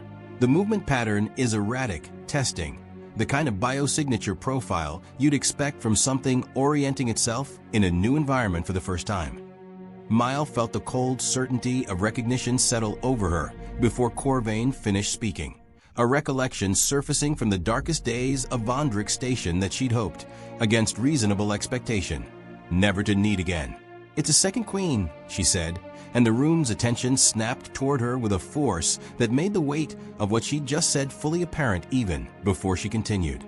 Queens split broods to protect a rival if the hive senses its position becoming untenable. A contingency, a second line of succession, in case the primary nest falls. I saw it happen once before, at the very end, when the colony's defenders finally breached the main chamber and thought they'd won. They hadn't. They just forced the hive to gamble on a second Queen surviving somewhere they hadn't thought to look. The silence that followed carried the particular weight of an entire operation's assumptions collapsing at once. Corvain's extraction plan, built around a single specimen and a single chamber, had never counted for the possibility of a second, independently mobile Queen establishing herself in unmapped territory. And the 6-hour countdown, already burning past its 4th hour with barely 90 minutes remaining, offered no margin for the kind of reassessment the discovery demanded. Options, Draith said, his voice tight with the particular strain of a commander watching every careful calculation of the last several hours dissolve into uncertainty. We accelerate, Corvain said immediately. Move on the primary nest now, before the second Queen has time to consolidate her own brood or relocate somewhere we can't track her. If we can neutralize the confirmed target while she's still contained, we deal with the second specimen as a follow-up operation. There isn't going to be a follow-up operation, Director, Draith said. There's this ship's survival in the next 90 minutes, or there's the total elimination I've been threatening since this crisis began. I am not risking a second engagement against a target we can't even locate with confidence. It was Sergeant Yarrick, standing near the tactical display with the weary calculation of a man who had already buried 3 of his own people in this crisis and had no illusions remaining about the cost of what came next, who spoke into the argument's widening fracture. Then give me a plan that accounts for both, Admiral, because whatever we decide, my team needs orders in the next 10 minutes if we're going to have any chance of reaching that reactor chamber before the extraction window closes entirely. The plan that emerged, hammered out across a tense, compressed exchange between Draith, Corvain, and Yarrick, split the remaining strike force into 2 elements, a decision that every officer in the room recognized, even as they agreed to it, as a considerably worse gamble than the single concentrated assault originally planned. Corvain's retrieval team, accompanied by half of Yarrick's remaining troopers, would proceed toward the primary nest with the modified cryogenic rigs, attempting the thermal shock extraction Mile had outlined. The second element, 6 troopers under a young sergeant named Priyados, reinforced with the last of the ship's heavy weapon specialists, would advance toward the newly detected biosignature cluster with orders that Draith delivered with visible, grim reluctance. Locate the second queen and prevent her, by whatever means necessary, from reaching the reactor core's primary containment systems, which Corvain's sensor sweep suggested lay disturbingly close to the second chamber's projected position. If that queen reaches the reactor core, Corvain said, laying out the stakes with clinical precision that did nothing to soften their weight, and establishes any kind of nesting presence near the containment systems, this ship's engineering division will be unable to safely access critical maintenance points for the remainder of its operational life. We are not simply discussing crew casualties at that stage, Admiral. We are discussing a vessel that may become permanently unsalvageable. Sergeant Doss received her orders with the flat, professional composure of a soldier who had trained her entire career for exactly this kind of impossible calculus. Gathering her 6 troopers in the forward staging corridor with none of the ceremony that might, in another circumstance, have accompanied a mission this likely to end badly. Command's asking us to hold a choke point we haven't even confirmed exists yet, she told her squad, checking the charge on her own weapon with the deliberate calm of someone who found focus in small, controlled actions. Against something nobody's seen and nobody can predict. If the primary team's extraction succeeds, we may only need to hold for 20 minutes. If it fails, we may need to hold considerably longer, with no guarantee reinforcement ever arrives. She looked across the assembled faces. Young, several of them barely more than a year removed from training, none with combat experience beyond the previous day's catastrophic engagements. I'm not going to pretend this is a mission with good odds, but every minute we buy is a minute Draitha's evacuation contingency has to get this crew into pods. That's the job. Questions? There were none, and the squad moved out toward Deck 16's lower access corridors with the particular grim resolve of soldiers who understood, without needing it stated aloud, that they had been assigned the mission least likely to end with all of them walking back out. The advance toward the reactor core proceeded through corridors increasingly marked by the hive's expanding presence, resin growth thickening across bulkheads that had been cleaned only hours earlier, the ship's ambient temperature climbing in a way that suggested the second queen's brood was already reshaping its environment to suit whatever biological imperative drove it. It was Trooper Inisval, walking rear guard behind Doss's forward element, who first registered the sound that would later feature in every survivor's account of what followed. As the moment the mission's true cost became apparent, a low, resonant clicking, rhythmic and deliberate, echoing from somewhere ahead in the darkness, unlike anything the earlier engagements had produced. That's not the primary hive's pattern, Doss said quietly, raising a fist to halt the squad's advance. Miles' briefing never mentioned anything like that. She would never receive an answer, because the corridor's ceiling access panel, 30 meters ahead, chose that moment to erupt outward in a shower of torn metal, and something considerably faster than anything the squad's earlier encounters had prepared them to track. And the desperate, close-quarters engagement that followed, fought in cramped corridors against an enemy whose exact numbers and capabilities remained, even as the fighting intensified, fundamentally unknown, would cost Sergeant Doss's squad 3 of its 6 members within the first 90 seconds alone. The reports reaching the war room over the following 40 minutes arrived in a cascading sequence of escalating catastrophe that left Admiral Draith standing before the tactical display with the particular stillness of a man watching every remaining option collapse in real time. Sergeant Doss's squad, reduced to 3 surviving troopers within the first minute of contact, had fallen back toward a defensible junction on Deck 16 rather than continue advancing, a tactical retreat that Doss herself had ordered over the comm with a controlled, professional comm that did nothing to disguise the desperation underlying it. "We cannot hold this position indefinitely, Command," she reported, her voice fractured by the ambient chaos of ongoing engagement. "Whatever's coordinating this brood, it's testing our perimeter continuously. I need reinforcement, or I need permission to withdraw entirely, because we are not stopping that queen from reaching the reactor core with 3 troopers and diminishing ammunition." Simultaneously, Corvain's extraction team had reached the primary nest threshold, the modified cryogenic rigs primed and ready, only to discover that the hive's defensive restructuring, precisely the coordinated adaptation Mile had warned would follow their earlier engagement, had transformed the chamber's approach into something far more heavily defended than the sensor sweeps had indicated. Yarek's voice, relayed through the war room's comm array, carried the flat exhaustion of a man managing an operation sliding steadily toward failure. "We're taking fire from angles the earlier sweep never mapped, Admiral. Corvain's team is in position to deploy the cryogenic rigs, but I can't guarantee we hold this corridor long enough for the thermal shock to take effect, let alone long enough to secure and remove the specimen afterward."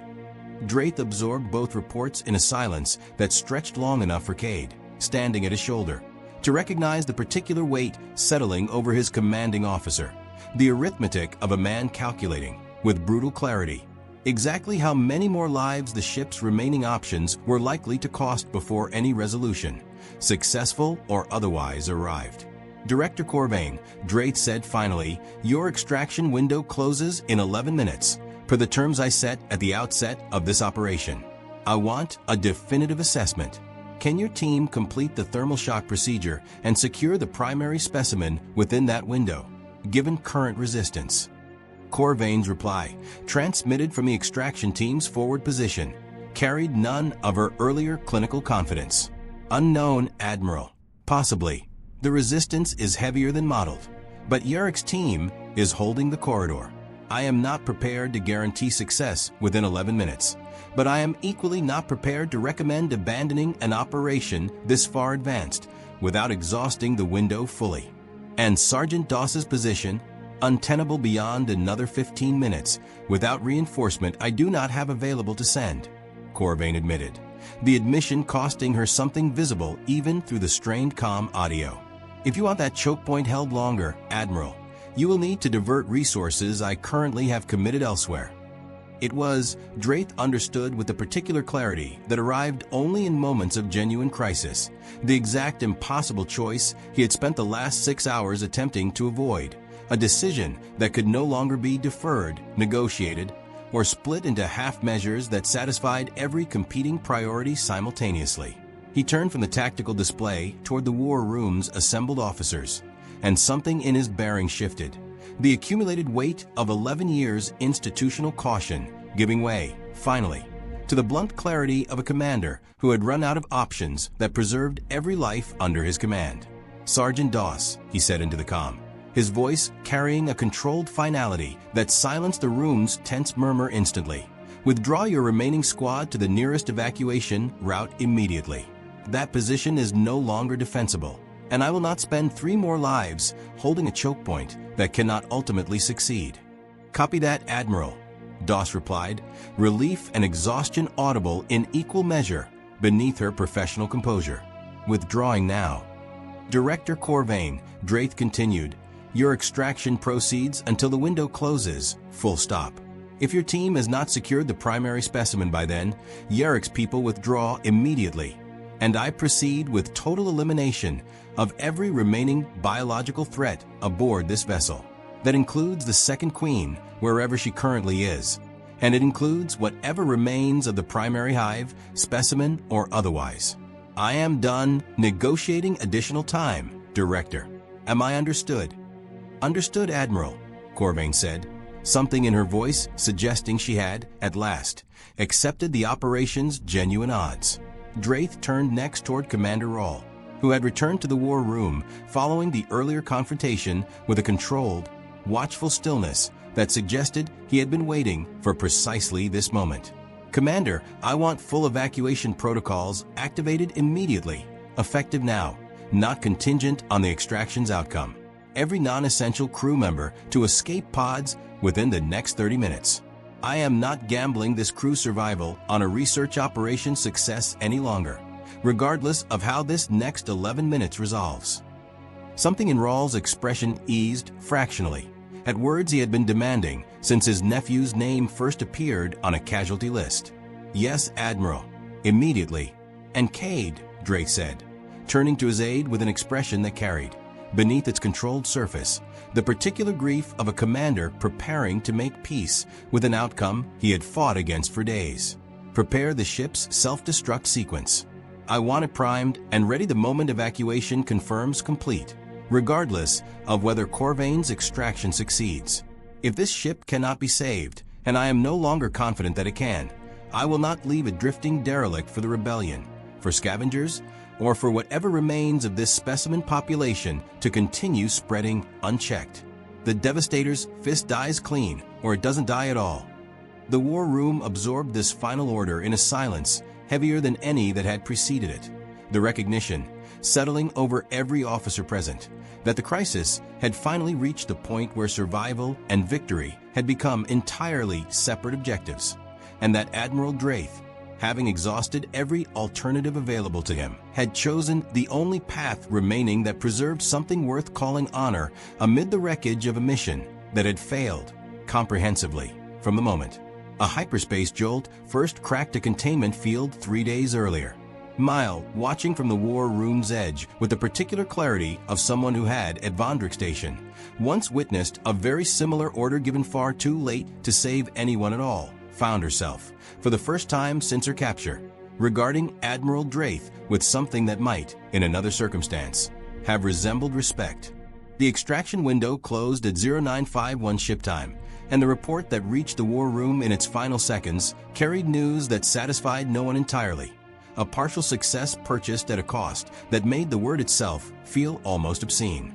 Specimen secured. Corvain's voice came through the comm, strained and breathless in a way that betrayed, more than any words could have, exactly how narrow the margin had been. "Thermal shock protocol worked, Admiral. The Queen's contained, sedated, loaded into the transport casing. But I've lost 2 of my own people getting her out, and Yarek's team took casualties covering our withdrawal.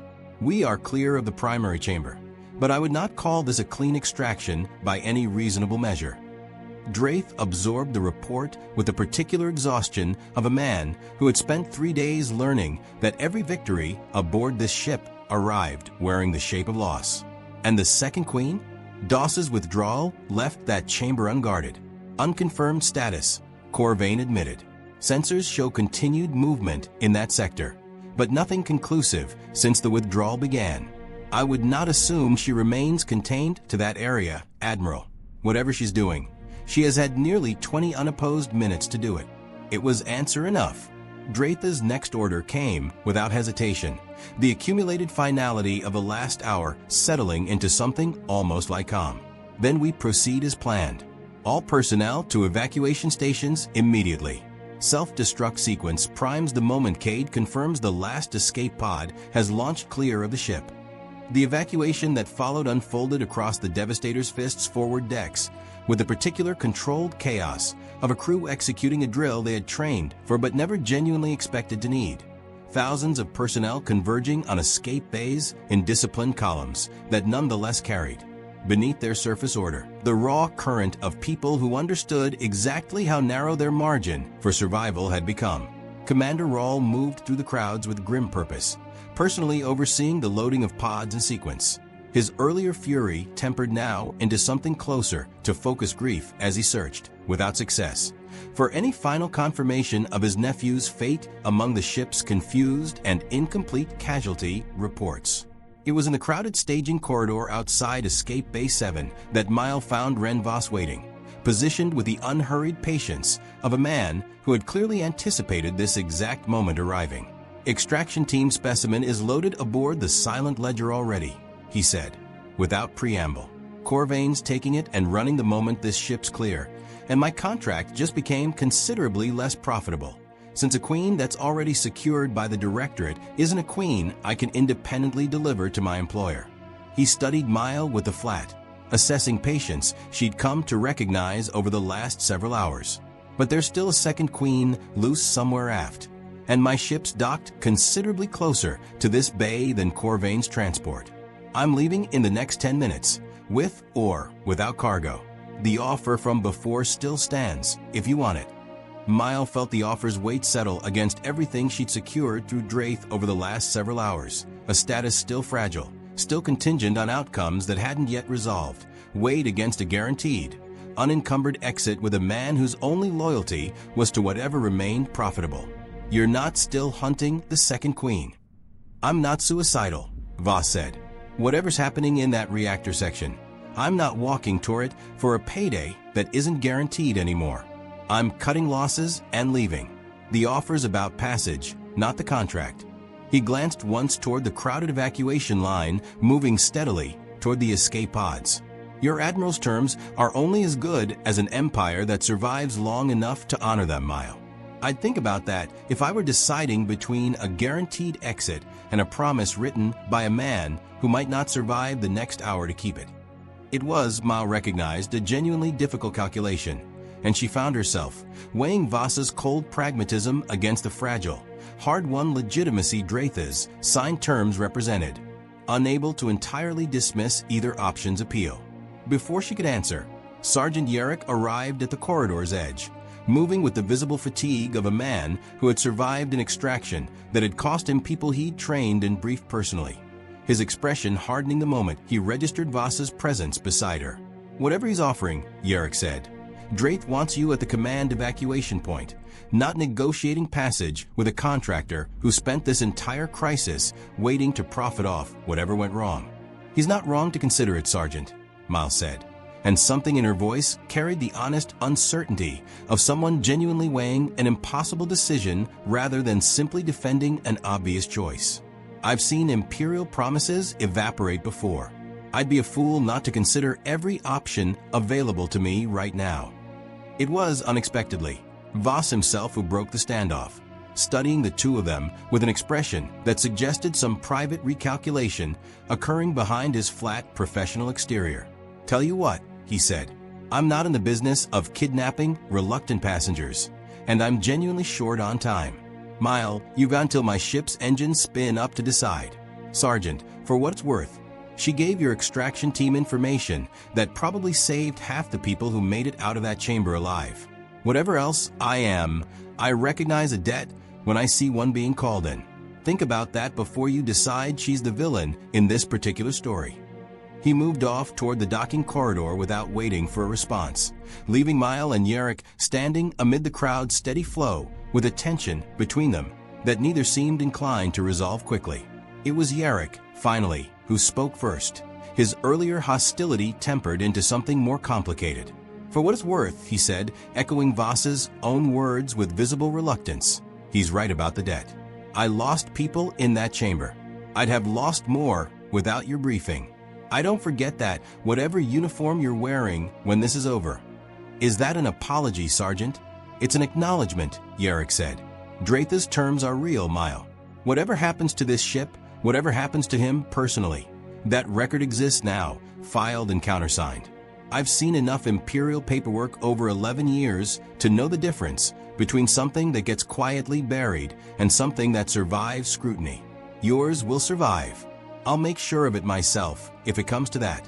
It was not, Mile reflected, a guarantee free of risk, but it carried a weight that Voss's cold, transactional offer had never quite matched. The difference between a contractor's convenient loyalty and a soldier's genuine, hard-earned respect. She made her decision in the space of a single held breath, watching the evacuation line continue its steady progress toward the waiting pods. "I'm staying with Draith's people," she said, "whatever this ship's fate turns out to be." Yerrick nodded once. the gesture carrying more genuine acknowledgement than any words might have offered. And together they moved toward the command evacuation point where Drath, Cade, and the last remnants of the ship's senior staff were overseeing the final stages of a withdrawal that had, against every catastrophic complication of the last 3 days, somehow preserved the majority of the Devastator's Fist's surviving crew.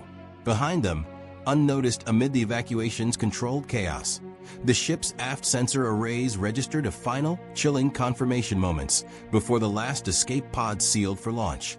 The second Queen, having used her unopposed window with exactly the deliberate purpose Mile had feared, was no longer confined to the reactor section at all, but moving, with unmistakable and terrible intent, toward the very evacuation corridors the ship's remaining personnel were still using to reach the pods. The alarm reached the command evacuation point 4 seconds before the Queen herself did, Cade's voice cutting across the chaos of the loading bay with a sharpness that stripped away every remaining pretense of controlled procedure. Contact.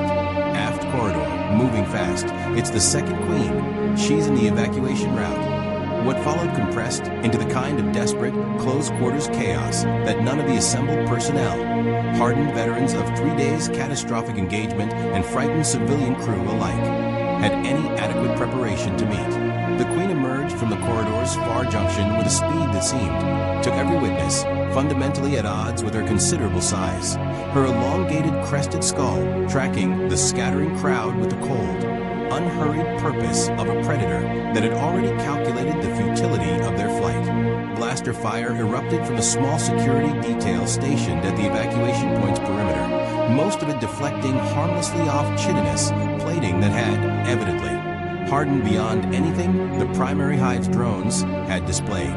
Fall back to the pods.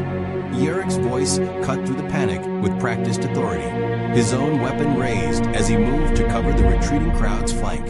Drath, get your people loaded.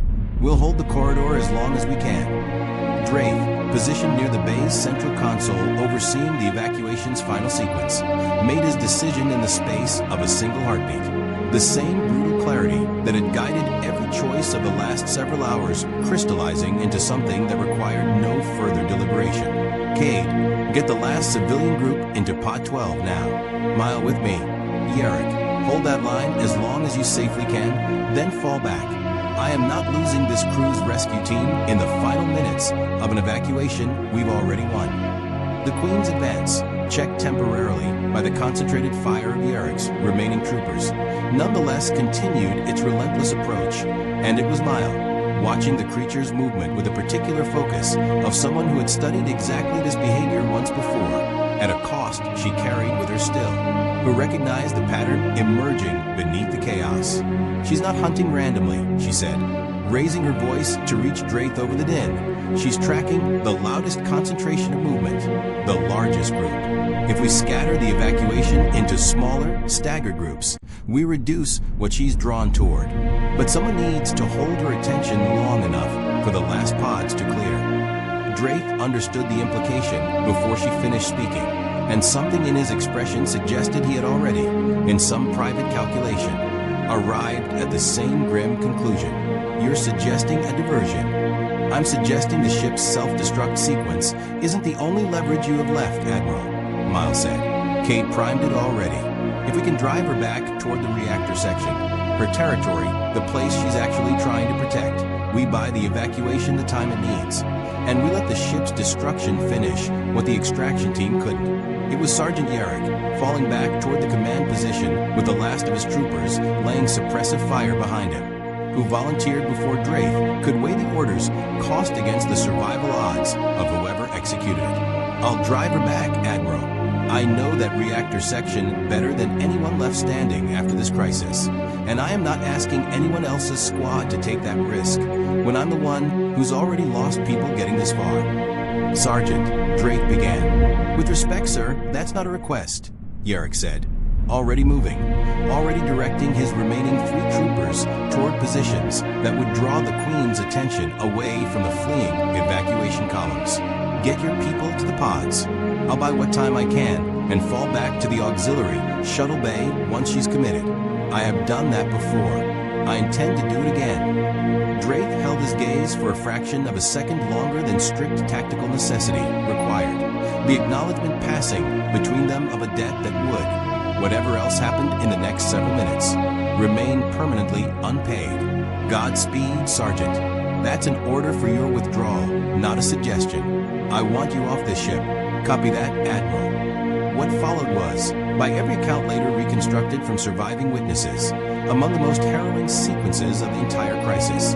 Yurick's small element drawing the Queen's focused, terrible attention through a running engagement that carried them back toward the reactor section's outer corridors. Blaster fire and flame lighting the darkness in increasingly desperate bursts as the creature's pursuit closed the distance with each passing second. It cost him one more trooper before the auxiliary shuttle bay came into view, a young stormtrooper named Reyes Talvik, who fell covering the team's final retreat.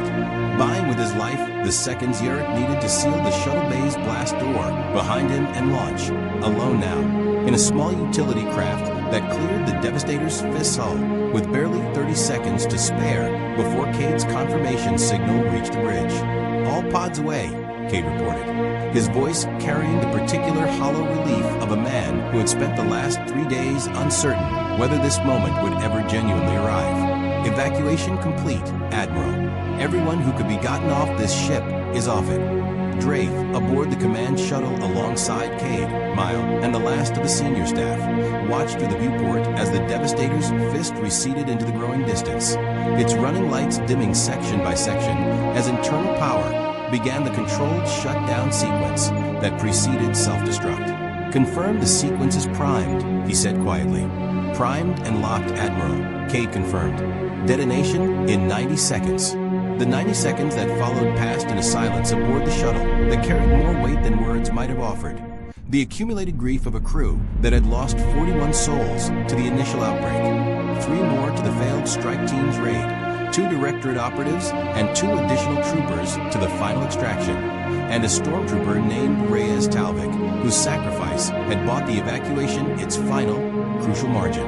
When the detonation finally came, it arrived not as a single catastrophic flash, but as a cascading sequence of internal explosions rippling through the Devastator's fist's hull from stern to bow, the great vessel's silhouette breaking apart against the starfield in a slow, terrible bloom of light that every surviving witness aboard the scattered evacuation pods watched in silence. Whatever relief they felt tempered by the knowledge of exactly what and who had been lost to purchase it.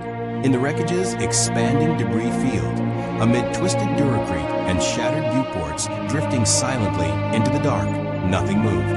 The Devastator's fist, once among the Empire's most formidable instruments of war, was gone, its cargo, its secrets, and whatever remained of the hive that had consumed it reduced to scattered fragments tumbling slowly through the void, a graveyard that would, in the weeks and months that followed, become the subject of rumors the Empire worked very hard to ensure never reached beyond a small circle of officers who had been there and had no intention of ever speaking of it again. The debris field where the Devastator's fist had died drifted, in the days that followed, into a kind of administrative purgatory that suited the Empire's purposes precisely because no one occupying it had any interest in speaking of what had happened there. Imperial Navy salvage protocol dictated that a Star Destroyer lost to catastrophic internal failure, the official designation eventually stamped across every surviving record, warranted a full recovery operation, wreckage cataloged, survivors debriefed, cause of loss determined and filed for institutional review.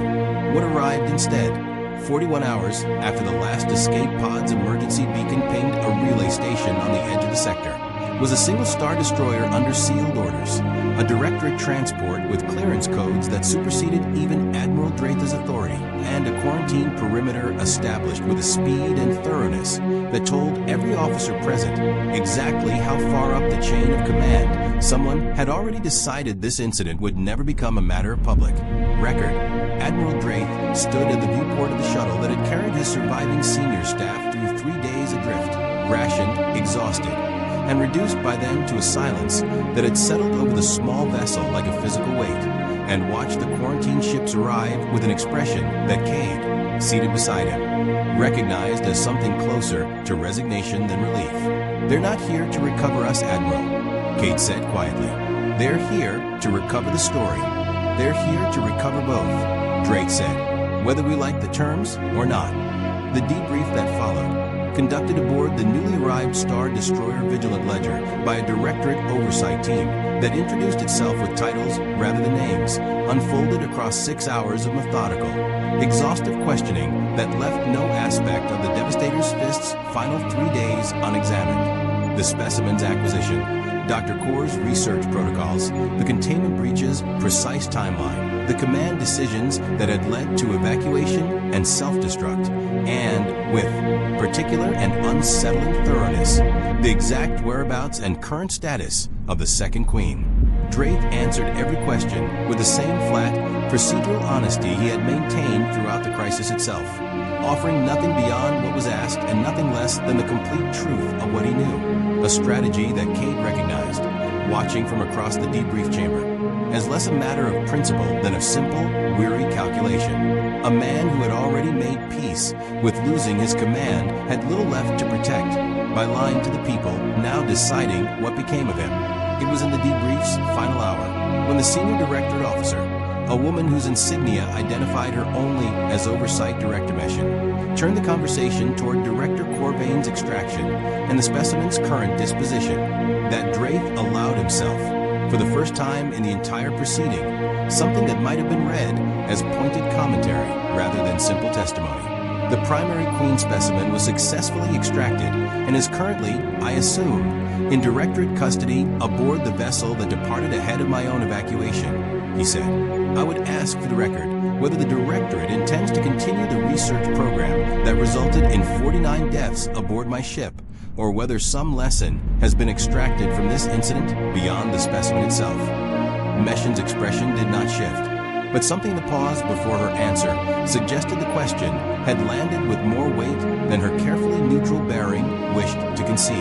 That determination sits considerably above both our clearances, Admiral. What I can confirm is that the research program's parameters are under review at the highest levels, and that your own report, thorough and I'll note unusually candid, will factor into that review's conclusions. She paused, and when she continued, something almost human crept into her clinical tone. For what it's worth, Admiral, the Emperor's interest in this program predates your command's involvement by considerably longer than anyone briefed you when this specimen was first delivered to your ship. Whatever failures occurred aboard the Devastator's Fist, the Directorate's own culpability in creating the conditions for that failure will not go unexamined. I am not authorized to promise you more than that, but I can promise you that. It was, Drake understood, the closest thing to an admission of institutional guilt he was likely to receive from anyone wearing Directorate insignia, and he filed it away with the same careful, unsentimental precision he had applied to every other fragment of information gathered across the last 3 days.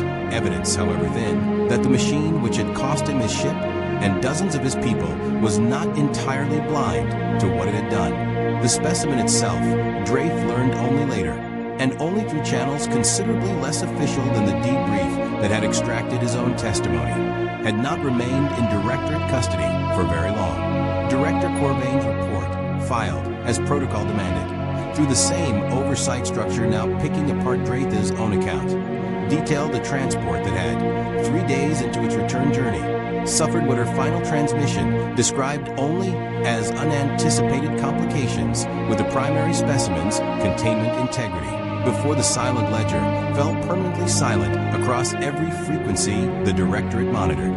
No wreckage was ever recovered. No further transmission ever followed. The specimen humanity's most disciplined military apparatus had spent 3 days and 49 lives extracting from a doomed Star Destroyer's reactor section had, in the end, simply vanished into the dark aboard a ship that carried it beyond anyone's reach or accountability.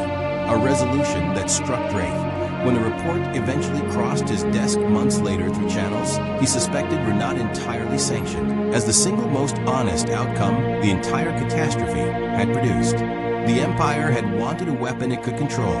What it had gotten, in the end, was a reminder that some things did not consent to being controlled by anyone, regardless of the uniform they wore or the resources they commanded. Sergeant Yarek's survival, confirmed when his utility craft's emergency beacon finally reached rescue range some 6 hours after the Devastator's fist destruction, became, in the weeks that followed, the subject of a citation recommendation that Commander Rawl restored to something resembling his former authority once the debrief concluded and fault was formally, if quietly, distributed across the Directorate's research program rather than the ship's command staff, personally insured, reached every level of review necessary to see it approved.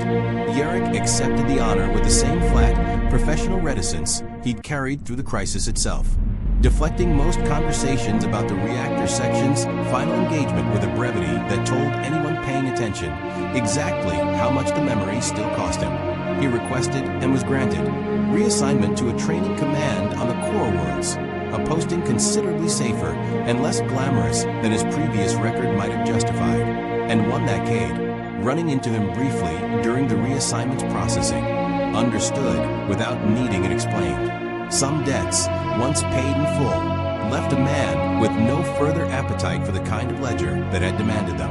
Mile status, resolved in the immediate aftermath of the crisis through the same signed terms Sergeant Yarrick had promised would survive scrutiny, proved considerably more fragile than either of them had hoped once the matter reached hands beyond Admiral Draitha's authority. The Directorate's Oversight Review, exhaustive in its examination of every decision made aboard the doomed Star Destroyer, extended its scrutiny to the unconventional arrangement between a rebel intelligence officer and the Imperial commander who had granted her provisional Kubrant status. And while Draitha's own testimony, backed by Sergeant Yarrick's formal corroboration of the intelligence she'd provided during the extraction team's raid, ultimately preserved the terms of her agreement, rather than seeing her returned to standard prisoner processing, the resolution came with conditions considerably more restrictive than the fragile trust she'd built aboard the Devastator's fist had promised.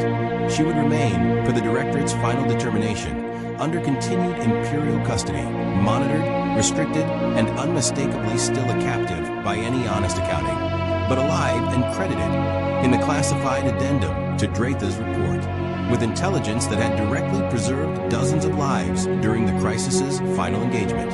It was not the freedom Ren Voss's cold, transactional offer might have purchased her, and in the quiet weeks that followed her transfer to a Directorate holding facility considerably less hospitable than the makeshift arrangement she'd negotiated aboard Draitha's shuttle, Mile found herself returning more than once to the calculation she'd made in that crowded evacuation corridor, the choice between a bounty hunter's convenient exit and a soldier's hard-earned respect.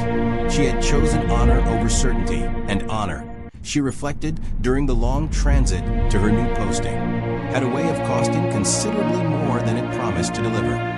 But Sergeant Yarrick's word had held. The record had survived scrutiny, exactly as he promised. And somewhere in that narrow margin between total loss and complete vindication, Mile found something she recognized cautiously, as a foundation she might yet build something further upon, assuming the empire that had made her that promise proved capable of honoring it longer than the crisis that had produced it. Ren Voss's own fate proved, characteristically, considerably less complicated. His ship cleared the debris field's quarantine perimeter 11 hours before the Directorate's arrival. Contract unfulfilled, payment forfeit, and reputation among the sector's bounty hunting networks marked. In the weeks that followed, with a particular professional footnote reserved for contractors who walked away from assignments rather than completing them, a mark that cost him considerably less than his competitors assumed it would, given how thoroughly the story of the Devastators, Fist's fate, filtering out through unofficial channels despite the Directorate's best containment efforts, had come to serve as object lesson for exactly why walking away, when the alternative was a Hive Queen's reactor section territory, represented sound professional judgment rather than cowardice. Voss himself, when the story reached him secondhand months later through the same underworld channels that had originally offered him the contract, allowed himself a single, characteristically pragmatic observation to the associate who related. Some jobs weren't worth the fee, no matter how the numbers worked out, and a man who survived long enough to keep making that judgment call tended to outlast the ones who didn't. Admiral Draitha's own fate, resolved in the same review that had determined the Directorate's institutional culpability for the catastrophe, arrived with a formal outcome considerably kinder than the man himself had expected during those final desperate hours aboard the doomed Star Destroyer. The review's conclusions, filed 8 weeks after the Devastator's fist destruction, formally absolved Dratha's command decisions of fault, citing his evacuation protocols, his eventual self-destruct order, and his consistent prioritization of crew survival over research program preservation as evidence of sound judgment exercised under catastrophic and fundamentally unwinnable circumstances. He received, in the review's aftermath, reassignment to a new command, a promotion, technically, the one that Cade, remaining at his side through the transition, as he had throughout the crisis, understood carried within it the particular hollow weight of an institution rewarding a man for surviving a disaster it had itself created, while ensuring the deeper failure responsible for that disaster escaped any comparable accounting. The debris field where the Devastator's fist had died did not remain empty for long, in the way that anything touched by catastrophe in a galaxy this vast rarely stays forgotten. Within a standard year, the sector's shipping lanes had absorbed the wreckage into their informal cartography under a designation that never appeared on any official Imperial star chart. The Silent Reach, spacers called it, a stretch of drifting duracrete and shattered hull plating that smugglers, independent traders, and the sector's less reputable salvage operations learned through hard experience and the occasional vessel that entered the field and never transmitted again to give a wide and superstitious birth. The Empire's quarantine perimeter, officially decommissioned once the Directorate's review concluded and the incident's classified addendum was sealed beyond any clearance short of the Emperor's own inner council, left behind no formal warning beacon, no navigational hazard marker, nothing beyond the wreckage itself and the rumors that inevitably followed it. But rumors, in a galaxy where information traveled faster than any Imperial sensor could contain it, proved considerably harder to seal than any classified file. The stories that emerged from the Silent Reach in the years that followed took the shape, as such stories always did, of whatever fears the tellers already carried. Smugglers spoke of a derelict Star Destroyer, still drifting somewhere in the field's heart, its reactor cold, but its lower decks somehow, impossibly, still occupied by something that moved through the dark passages with patient, predatory purpose. Independent salvagers who ventured too close spoke of static-laden transmissions on old Imperial frequencies, fragments of voices that sounded, to those willing to entertain the possibility, uncomfortably like a ship's final, desperate evacuation calls looping endlessly into a void that had long since stopped listening. Whether any of it carried genuine substance beyond a doomed vessel's simple physical wreckage, or whether the Silent Reach's reputation had calcified into exactly the kind of self-perpetuating spacer legend that required no factual foundation to persist, remained, deliberately and by design, a question the Empire had no interest in ever definitively answering. A ghost story, properly cultivated, made for considerably more effective deterrence than any quarantine perimeter, and an empire that had failed comprehensively to control the actual threat aboard the Devastator's fist found itself, in the incident's strange aftermath, rather better served by a threat nobody could verify than by the uncomfortable truth of the one it had actually created. That truth, buried within classified files that would remain sealed for considerably longer than any of the crises surviving participants expected to live, told a story considerably less mysterious and considerably more damning than any spacer's campfire legend. An Imperial research program's amoral ambition, colliding with an organism that had never once, across the entire catastrophic engagement, behaved with anything resembling malice or grand design. The Xenomorphs that consumed the Devastator's fist across those 3 brutal days had wanted nothing the galaxy's political factions would have recognized as motive. No ideology drove them, no conquest, no vision of empire or rebellion or any cause a historian might someday attempt to weigh against another. They had wanted only what their biology demanded: territory, propagation, survival at whatever cost the environment around them required, and had pursued that demand with a singular, uncomplicated efficiency that the galaxy's most disciplined military machine, for all its firepower, discipline, and institutional confidence, had proven catastrophically unprepared to counter. It was, in its own way, the story's most unsettling thematic thread, that the Empire's downfall aboard that single doomed vessel had not required a rival ideology, a competing force tradition, or an enemy commander of comparable cunning. It had required only an organism entirely indifferent to everything the Empire believed made it powerful. Its chain of command, its technological supremacy, its capacity to intimidate through sheer institutional menace, and had exposed, in the space of 3 days, exactly how thin that presumed supremacy had always been against something that simply refused to negotiate, retreat, or recognize authority in any form the Empire understood. Admiral Drake carried that lesson with him into his new command, and into the years that followed, with a quiet, private wariness that colleagues who had not shared his experience aboard the Devastator's Fist found difficult to fully parse. A caution around unverified cargo manifests, around research programs promising decisive advantage through means their sponsors declined to fully explain, around the particular species of institutional confidence that assumed discipline and firepower could substitute for genuine understanding of what, precisely, an organism or adversary actually was. He never spoke publicly of the incident beyond what the sealed record permitted, and he never, in the years remaining to his service, requested reassignment to any posting that might have returned him to a research vessel's proximity. Some lessons, once purchased at a cost measured in dozens of lives and a Star Destroyer's total loss, required no repetition to remain permanently instructive.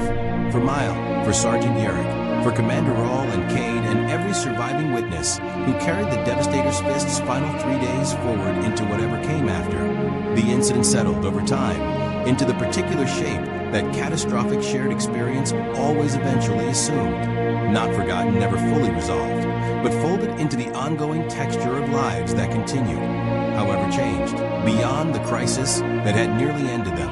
The Empire itself, vast and largely indifferent to any single vessel's loss regardless of the lives it had cost, absorbed the Devastator's Fist's destruction into its own institutional memory as little more than a footnote.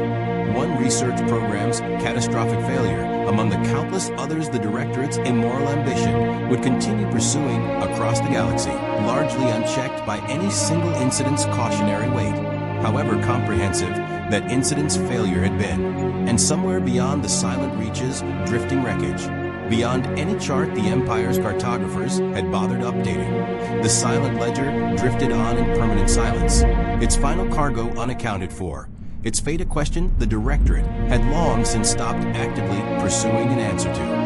Whether the specimen humanity's most ambitious weapons program had spent 49 lives extracting from a doomed Star Destroyer's reactor core still lived, still hunted, still propagated somewhere in that transport's dark and silent hold, remained, in the truest and most unsettling sense, a question the galaxy itself had simply chosen not to ask too closely. Some threats, the Empire's own failed ambition aboard the Devastator's Fist, had proven beyond any reasonable doubt, were not meant to be weaponized, contained, or controlled by any institution confident enough to believe itself equal to the attempt. They were meant, if the galaxy possessed any genuine wisdom at all, to be left undisturbed in whatever dark corner of space had originally produced them. A lesson the Empire had learned at catastrophic cost, and one it would, in the fullness of time, and despite every classified file's careful sealing, prove itself entirely capable of forgetting all over again.